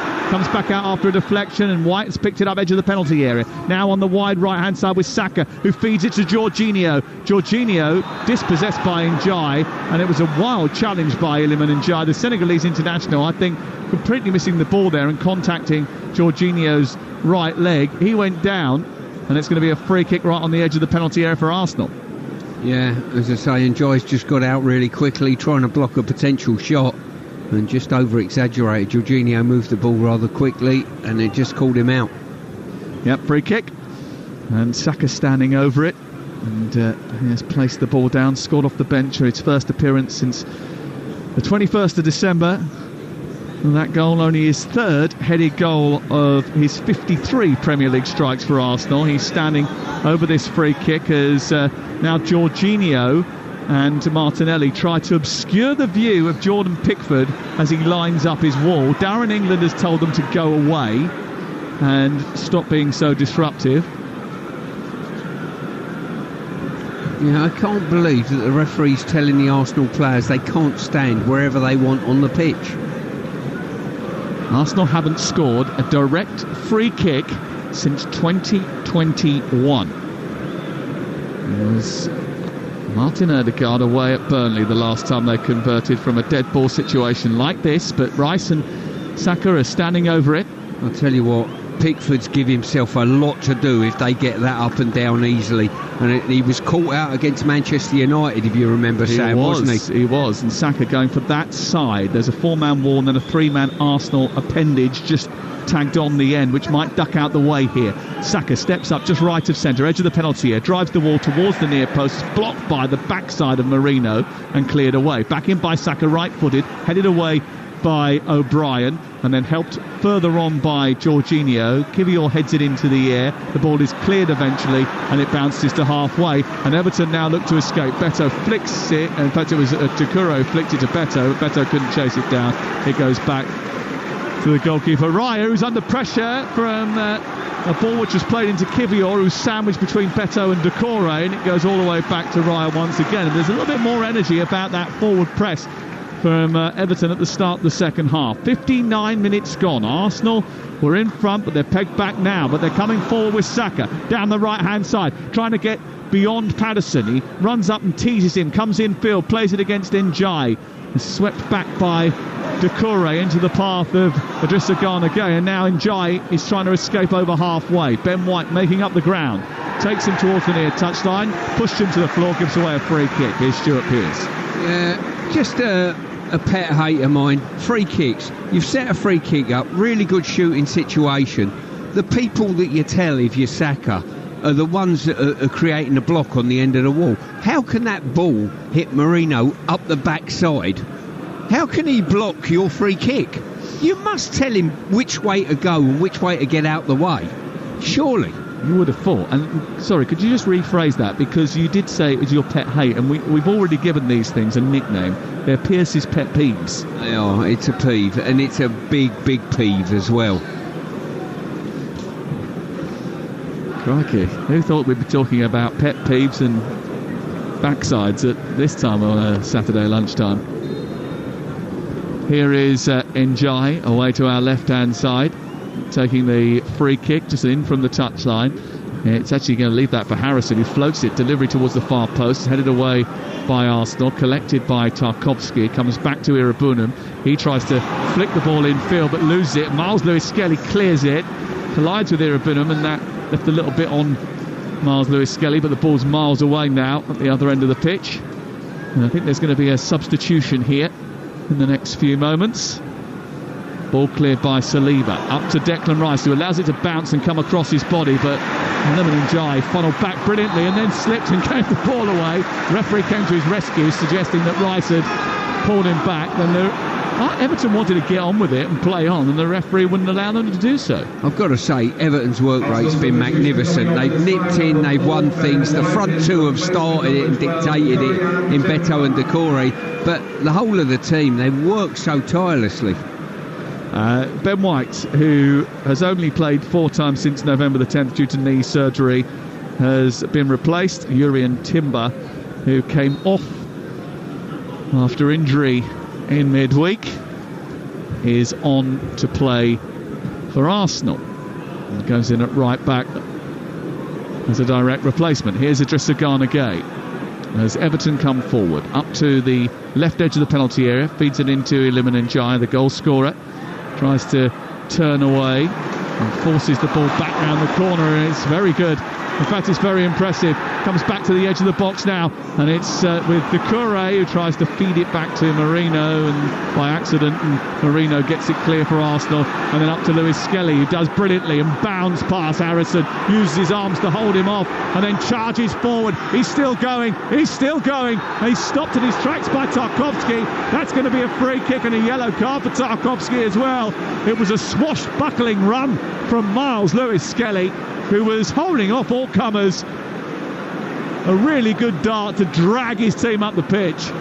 I've got to say, he's actually covered near enough box to box with that run, and the whole duration of it, there was an Everton player trying to get any shots with him, so he's done magnificently well to travel that sort of distance, holding the ball nice and tight to him and then drawing the foul off for Tarks. Yeah, Tarkowski with a second yellow card in a week. Yep, and Marino just taking a position now where he thinks he can block this second free kick. They're going to make a change, Everton. They're going to bring on James Garner in just a few moments. He's going to replace Tim Irabunum. But first of all, Arsenal going to have their free kick, which is going to be taken on the edge of the penalty area, just a shade left of centre. It's literally half a step back from the edge of the D, and Iliman Ndiaye has gone down to the floor as a draft excluder here, behind a wall of 4 which Everton have erected. In front of them there's another 3-man Arsenal wall, similar sort of fashion but from the other side, and again Pickford is just a little bit right of centre. If you're Declan Rice here, you're hitting it straight where the goalie is now, I'm telling you. Here is Declan Rice, right-footed, straight to the goalkeeper, as you say. It's pushed away by Jordan Pickford, who didn't move, and he got that right through the wall, both of them. Here is Jorginho trying to get beyond Idrissa Gana Gueye, comes back out this near side, and then once again picked up by Idrissa Gana Gueye, but he can't get beyond Jorginho, and it's all the way back to David Raya. That was a better free kick. It certainly was. As I say, it had pace, it had power, and the goalkeeper had to blink, and he didn't. He stood, he held his ground, and he got a decent parry away. But you hit the target, make the goalie work. What more can you do? And that ball's run out of play after the Arsenal attack, try to funnel it into the right channel for Bukayo Saka. A couple of changes then. Idrissa Gana Gueye is going to have a new partner in midfield. It's going to be James Garner. He replaces Irabunum, and Armando Broja comes on in place of Beto. That is the latest change. Beto hasn't really managed to get into the game from an attacking sense. He has done brilliantly on the press, and Armando Broja is going to have to do the same thing. Yeah, I think he's led the line pretty well. He's unhinged them on the odd occasion. He's not had any clear sightings of goal, but I tell you what, the work rate that he's put in for his team, both of them from the front end, they have. I tell you what, if you're playing behind them and you see them working like that, I tell you what, it gives you a big lift. You're listening to Everton 1, Arsenal 1 on Talksport with Sky Sports. Don't forget you can stream the biggest Premier League games available, no contract, on now. And Aston Villa against Nottingham Forest is live today. Search Now Sports. Ball with Everton, who are attacking the goal away to our left. 65 minutes on the clock.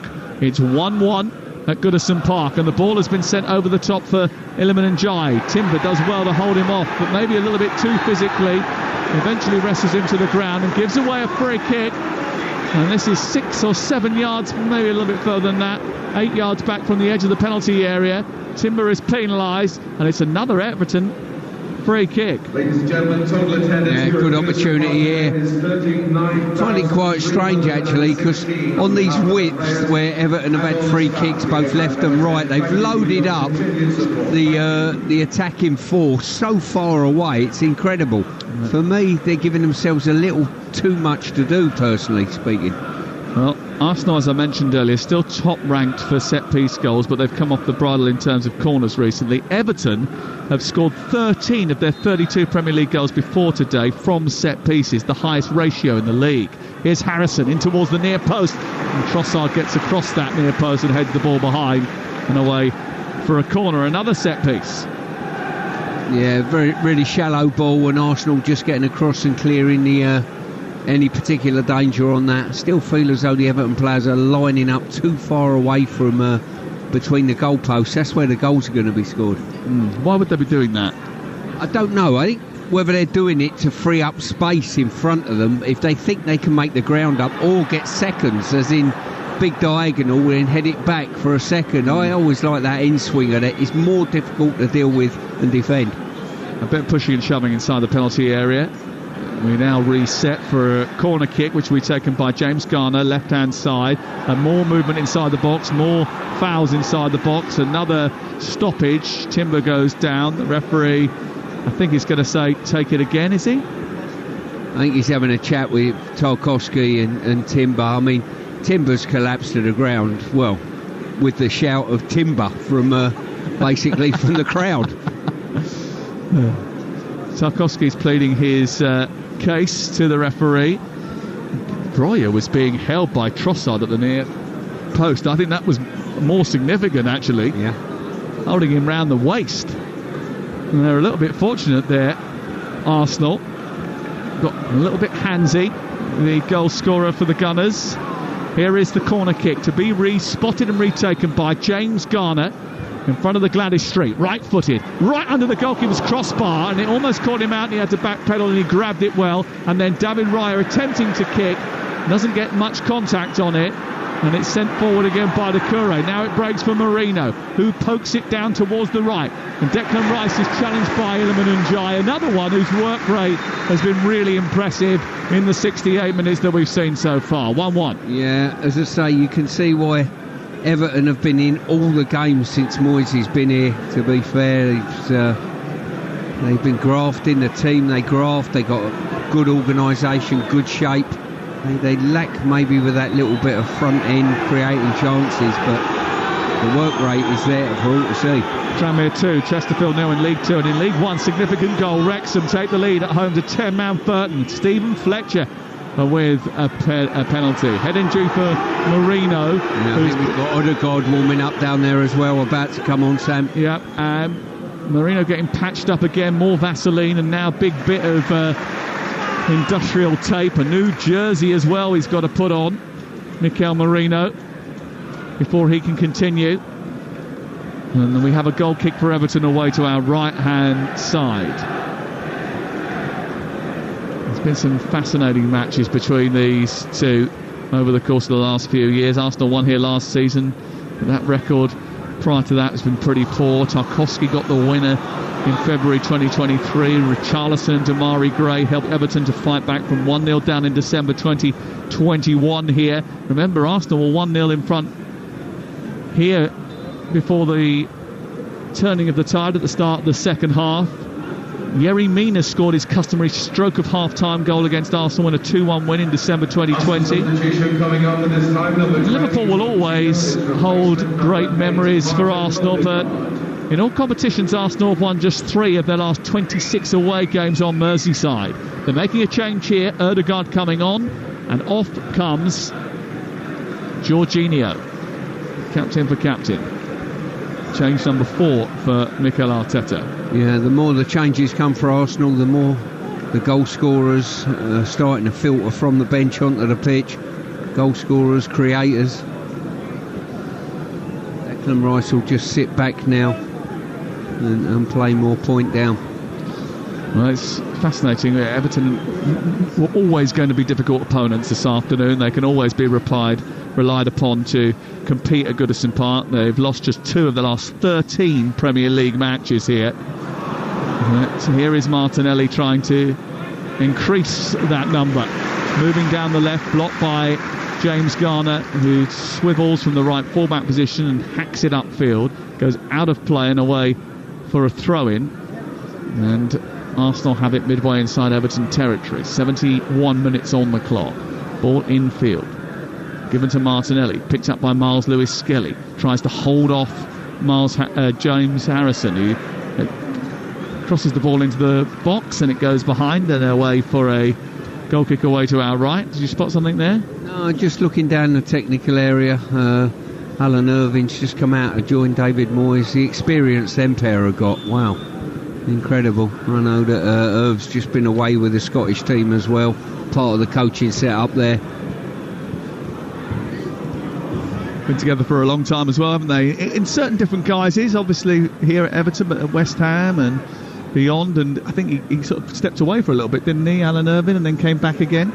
What he done, he sort of wanted to spend some more time at home. Lives up in the northwest when he was at West Ham, but David kept him on at the club, working remotely on the opposition, you know, so on Zoom calls, watching the opposition. Foul by Tarkowski, by Patterson, sorry, on Saka on the near side. Free kick has been given to Arsenal just in from the touchline. Iliman Ndiaye has just gone to ground, looking for a bit of attention on this near touchline.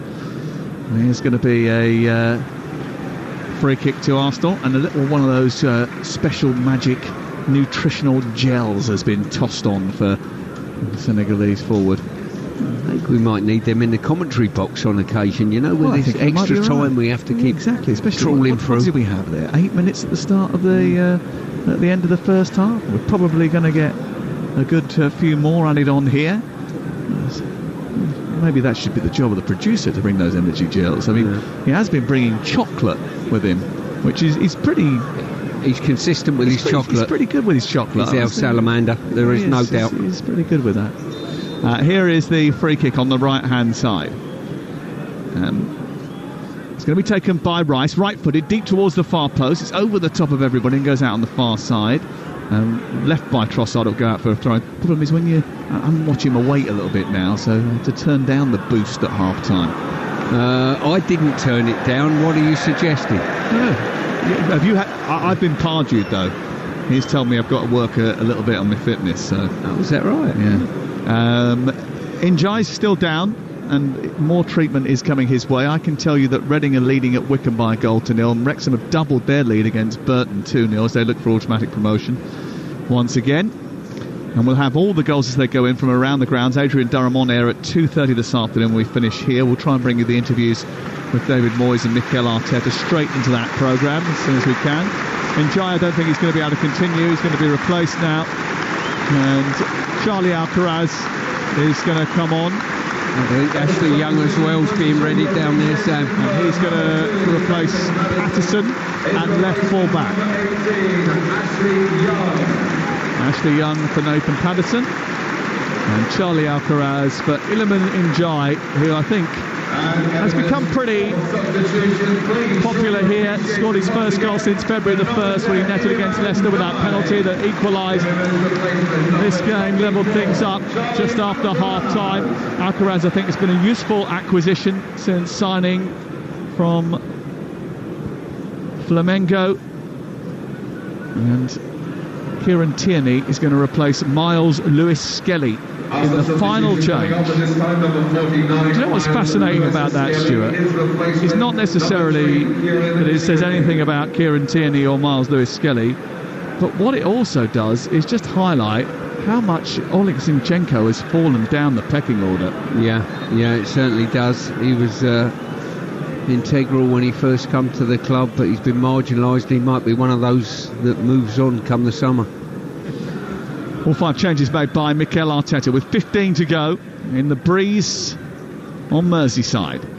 Tossed in Deep ball in towards the near post, and it's just flicked past everybody in both red and blue and into the arms of Jordan Pickford, who wanted a quick release and eventually ends up tossing it really high. It bounces off the back of Breuer, who won it. Alcaraz tries to feed Doucouré. It's a little bit scrappy, and Arsenal profit from that. Picked up by Odegaard, and then walking the ball away was Marino, who fell to the floor and wanted to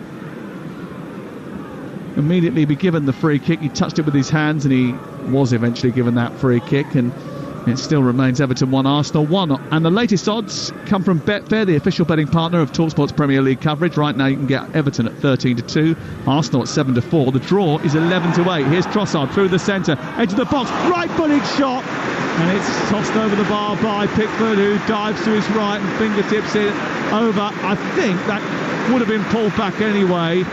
The referee allowed it to continue, but was there a foul or an offside flag in the build-up to that?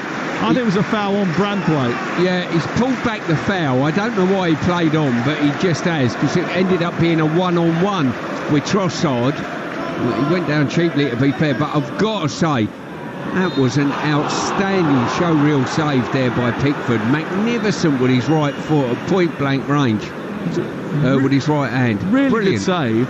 But it does beg the question, as soon as that was tossed over the top, the referee straight away pointed for the free kick.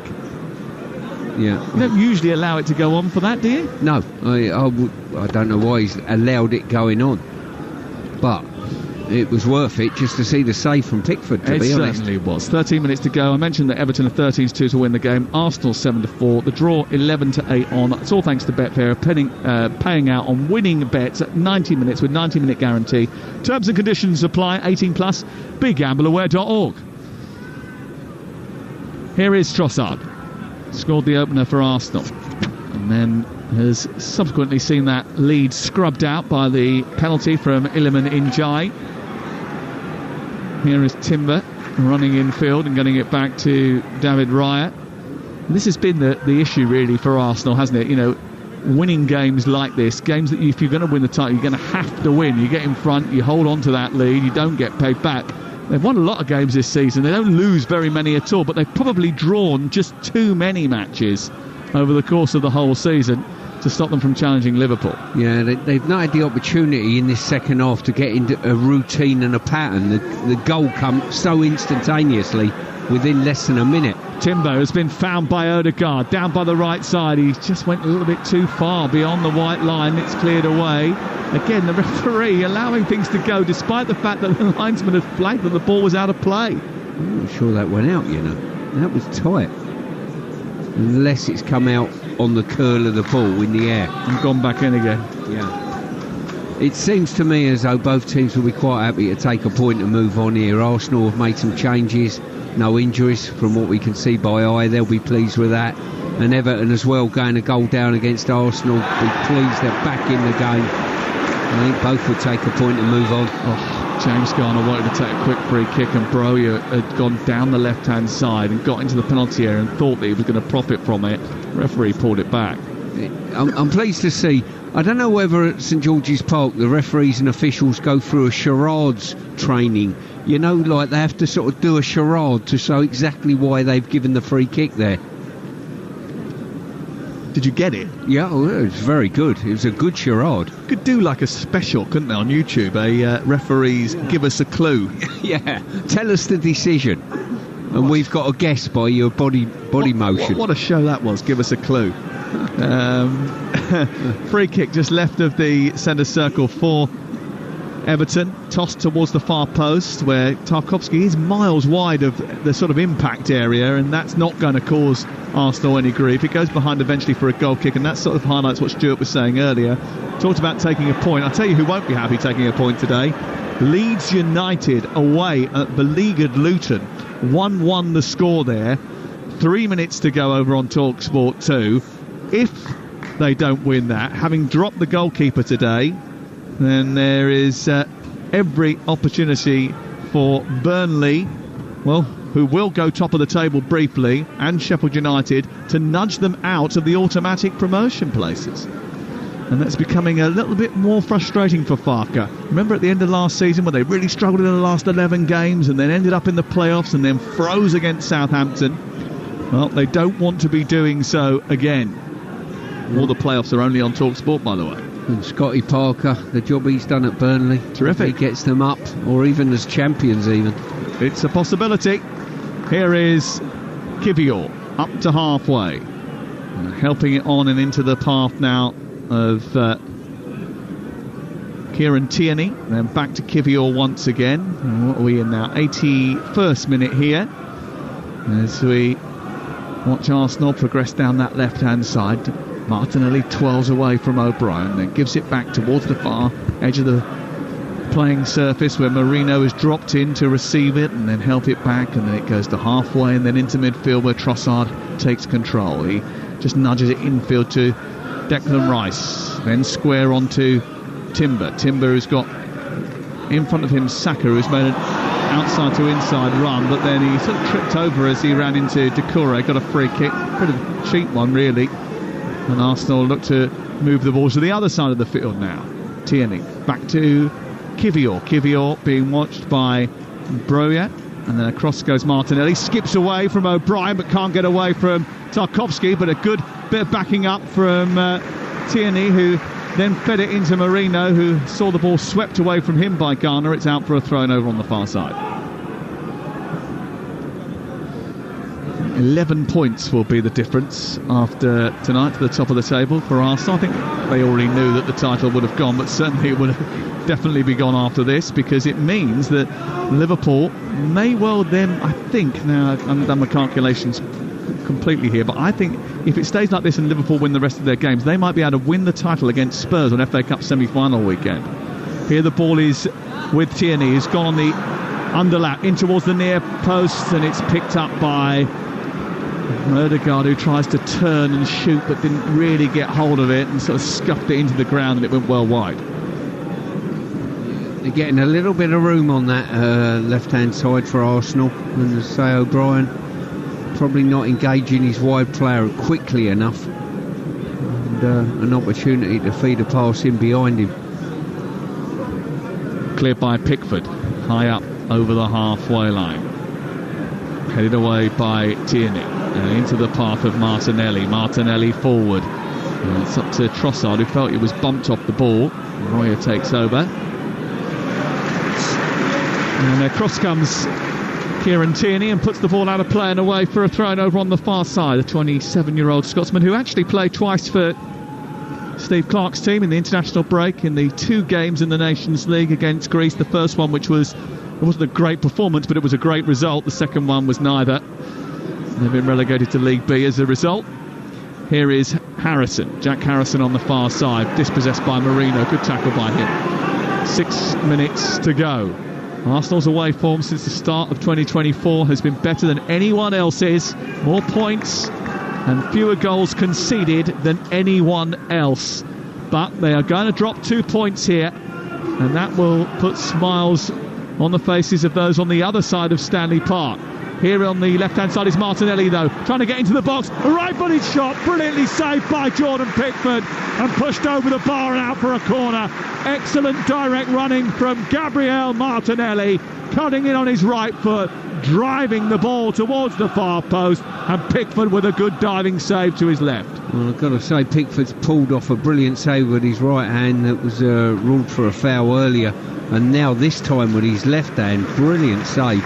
And they're just getting in on that side once again, coming inside O'Brien, opening the goal up, and you can see, I don't think the substitutions for Everton have helped in any way, have they? Certainly not impressing the ball at the front end of the pitch. And certainly the substitutions have helped Arsenal. Here is Saka with the corner kick in towards the near post, and it's headed behind and over the top by Jurrien Timber, who just got in front of his marker there, and he was just inside the post, and he went to try and head it goalwards, and it was narrowly wide. I think the presence of Tarkowski was certainly a factor, and he felt that maybe Tarkowski had got the final touch. Yeah, they've had to do some defending there, the Everton back line, from set plays. Obviously Pickford's not the biggest of goalkeepers and getting crowded out slightly, but his defenders have done brilliantly for him. Doncaster lead away at Cheltenham by 1-0. In League One, Wrexham are 3-0 up against Burton. All the goals in 16 second half minutes. And 8 minutes have been added on at Luton against Leeds. Over on Talksport 2. We've got 4.5 minutes remaining of normal time here. Armando Broja has the ball in his chest. He brings it down, lays it back for Alcaraz. Ball spills out towards the near side. Ashley Young wins it back after momentarily losing it. And the man who will enter his 5th decade in the summer just puts the ball out and away for a throw-in on this near side. Going to have another change and the return of Dwight McNeil. And this is a big moment for Everton because having him back is incredibly important.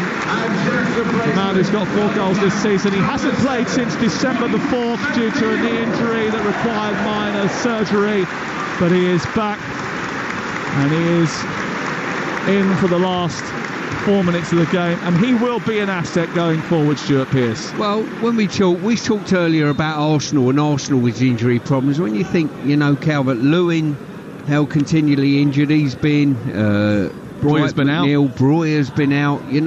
Everyone's suffering similar type of things.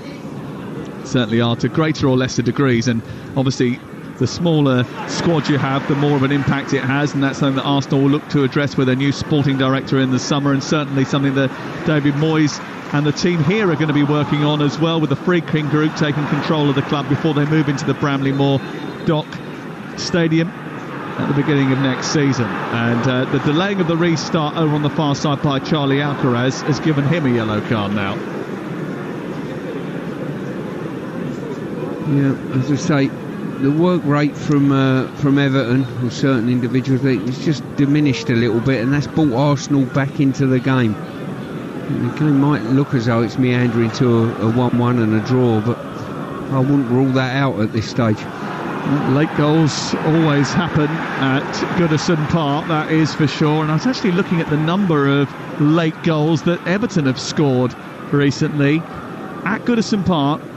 They are Everton's calling card. They have scored 4 90th minute goals here this season. I think the most important of all of those was Tarkowski's against Liverpool, wasn't it? Yeah. This set this place alight.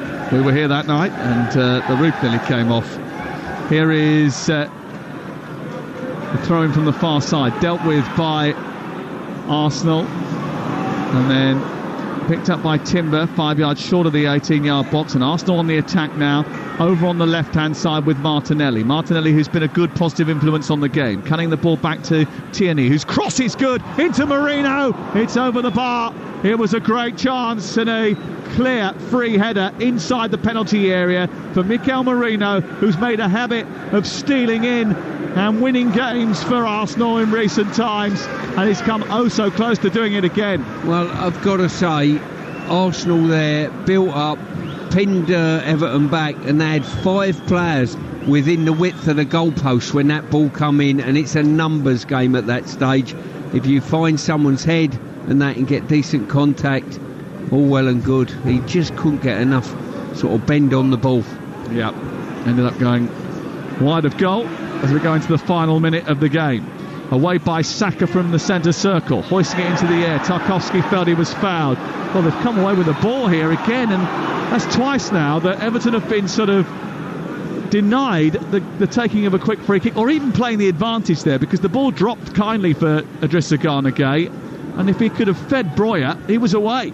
Yeah, he could have done. We're just waiting for the mime now, just to see exactly why he's pulled it back. Where's Lionel Blair? 4 minutes of added time.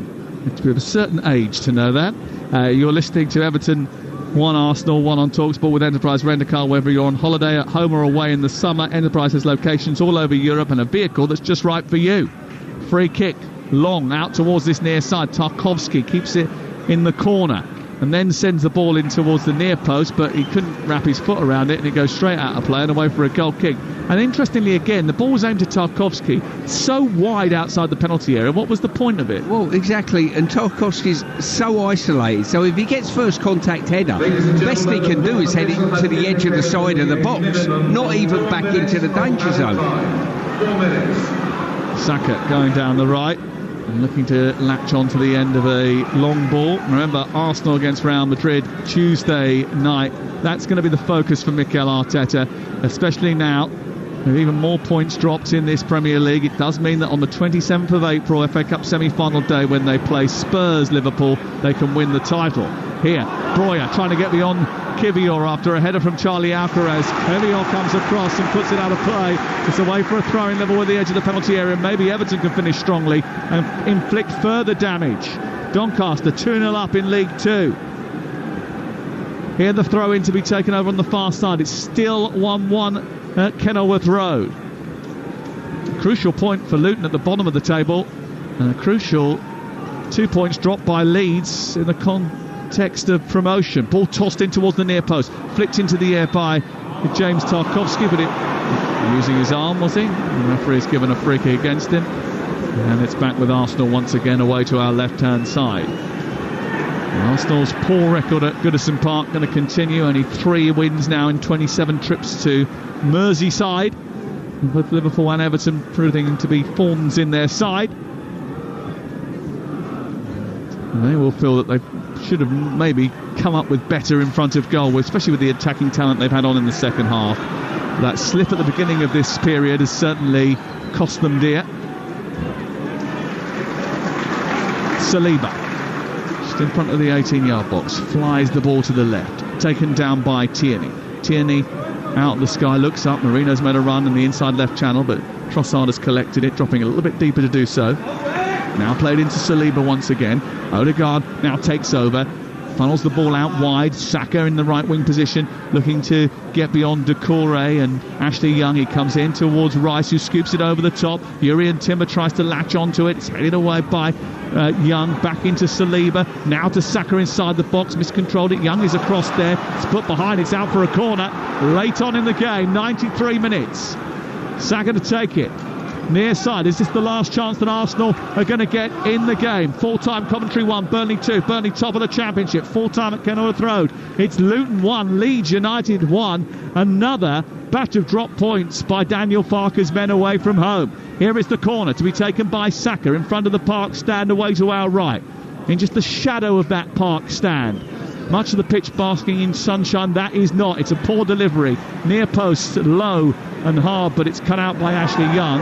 He drops inside the box the second time, and Saka now tries to get it across. It goes out for a goal kick after what was a poor delivery, and then a little bit of befuddlement between Marino and Saka, and it's out for a goal kick away to our right hand side. That should be a point apiece. Yeah, it certainly looks that way. I don't think any team deserves to lose this game for the effort and endeavour they both put in. Free scoring opportunities probably weren't there, but a lot of entries, a lot of excitement, and a few skirmishes. The Championship table, by the way, Burnley top, Sheffield United second with a game to play this afternoon. Leeds United, after dropping points in 4 of their last 5 games, have dropped into third, 82 points. They're 2 points off the top as a result of that.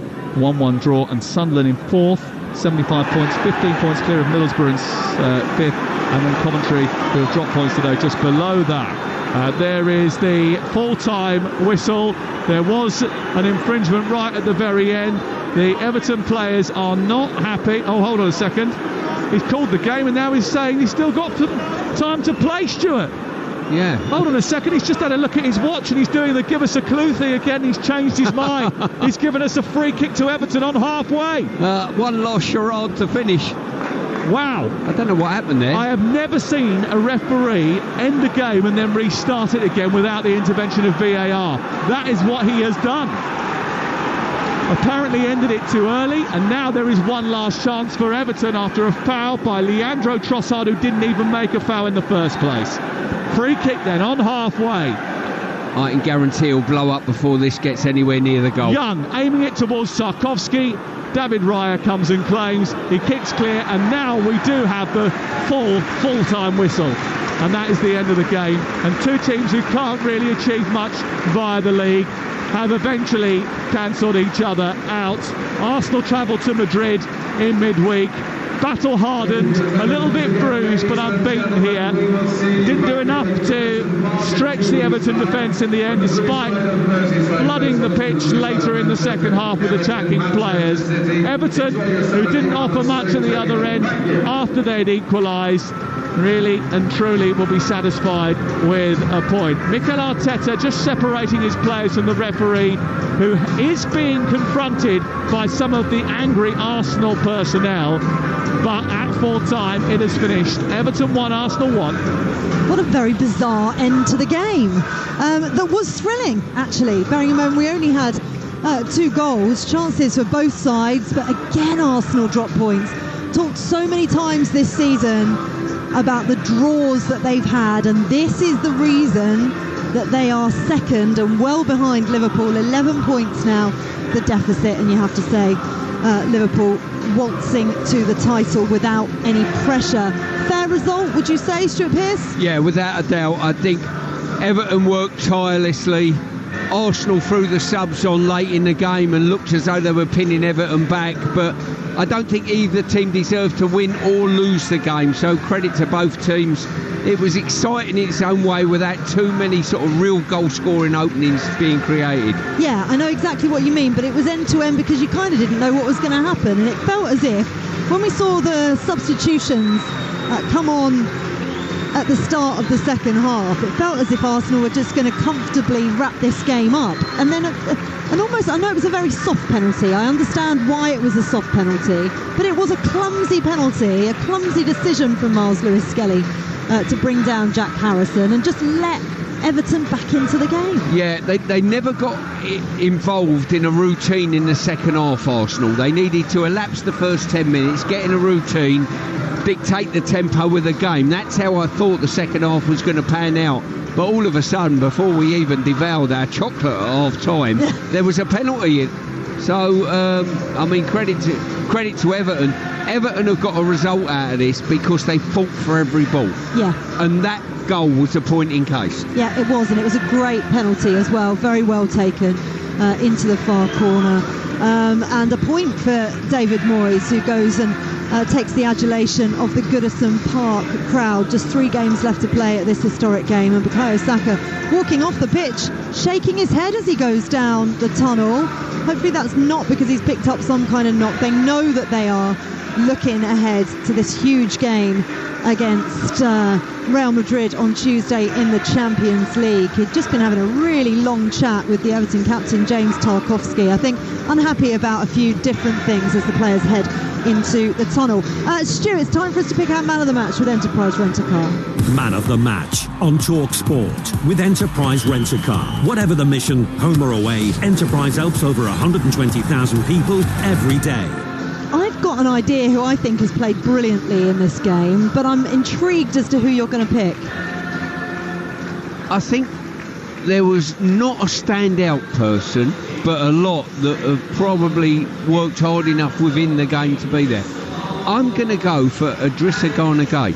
Okay. That's my choice. I think he worked tirelessly hard in that midfield, got around the pitch, helped out, nicked things, broke things up from Arsenal. But I think Everton, there was a lot of players within the Everton ranks that worked tirelessly for the team effort. I really do. From Arsenal's point of view, there was a few decent shouts, you know. Moreno done okay at the front end of the team, but no one really grabbed me in an Arsenal shirt. Yeah, I know exactly what you mean. I'd have gone for Ndiaye, not just for the penalty, but actually I thought his work rate was fantastic. Yeah, once again, on a similar vein, done as well. You can overrule me as well, I'm by the way. I'm not going to overrule you. As if I'd ever overrule Stuart Pearce. Never. Sounded to me like she was trying to, mate, to be honest. No, just putting in my opinion. Well, enjoy it, he said. Idrissa Gana Gueye is our man of the match from today's game with Enterprise Rent-A-Car.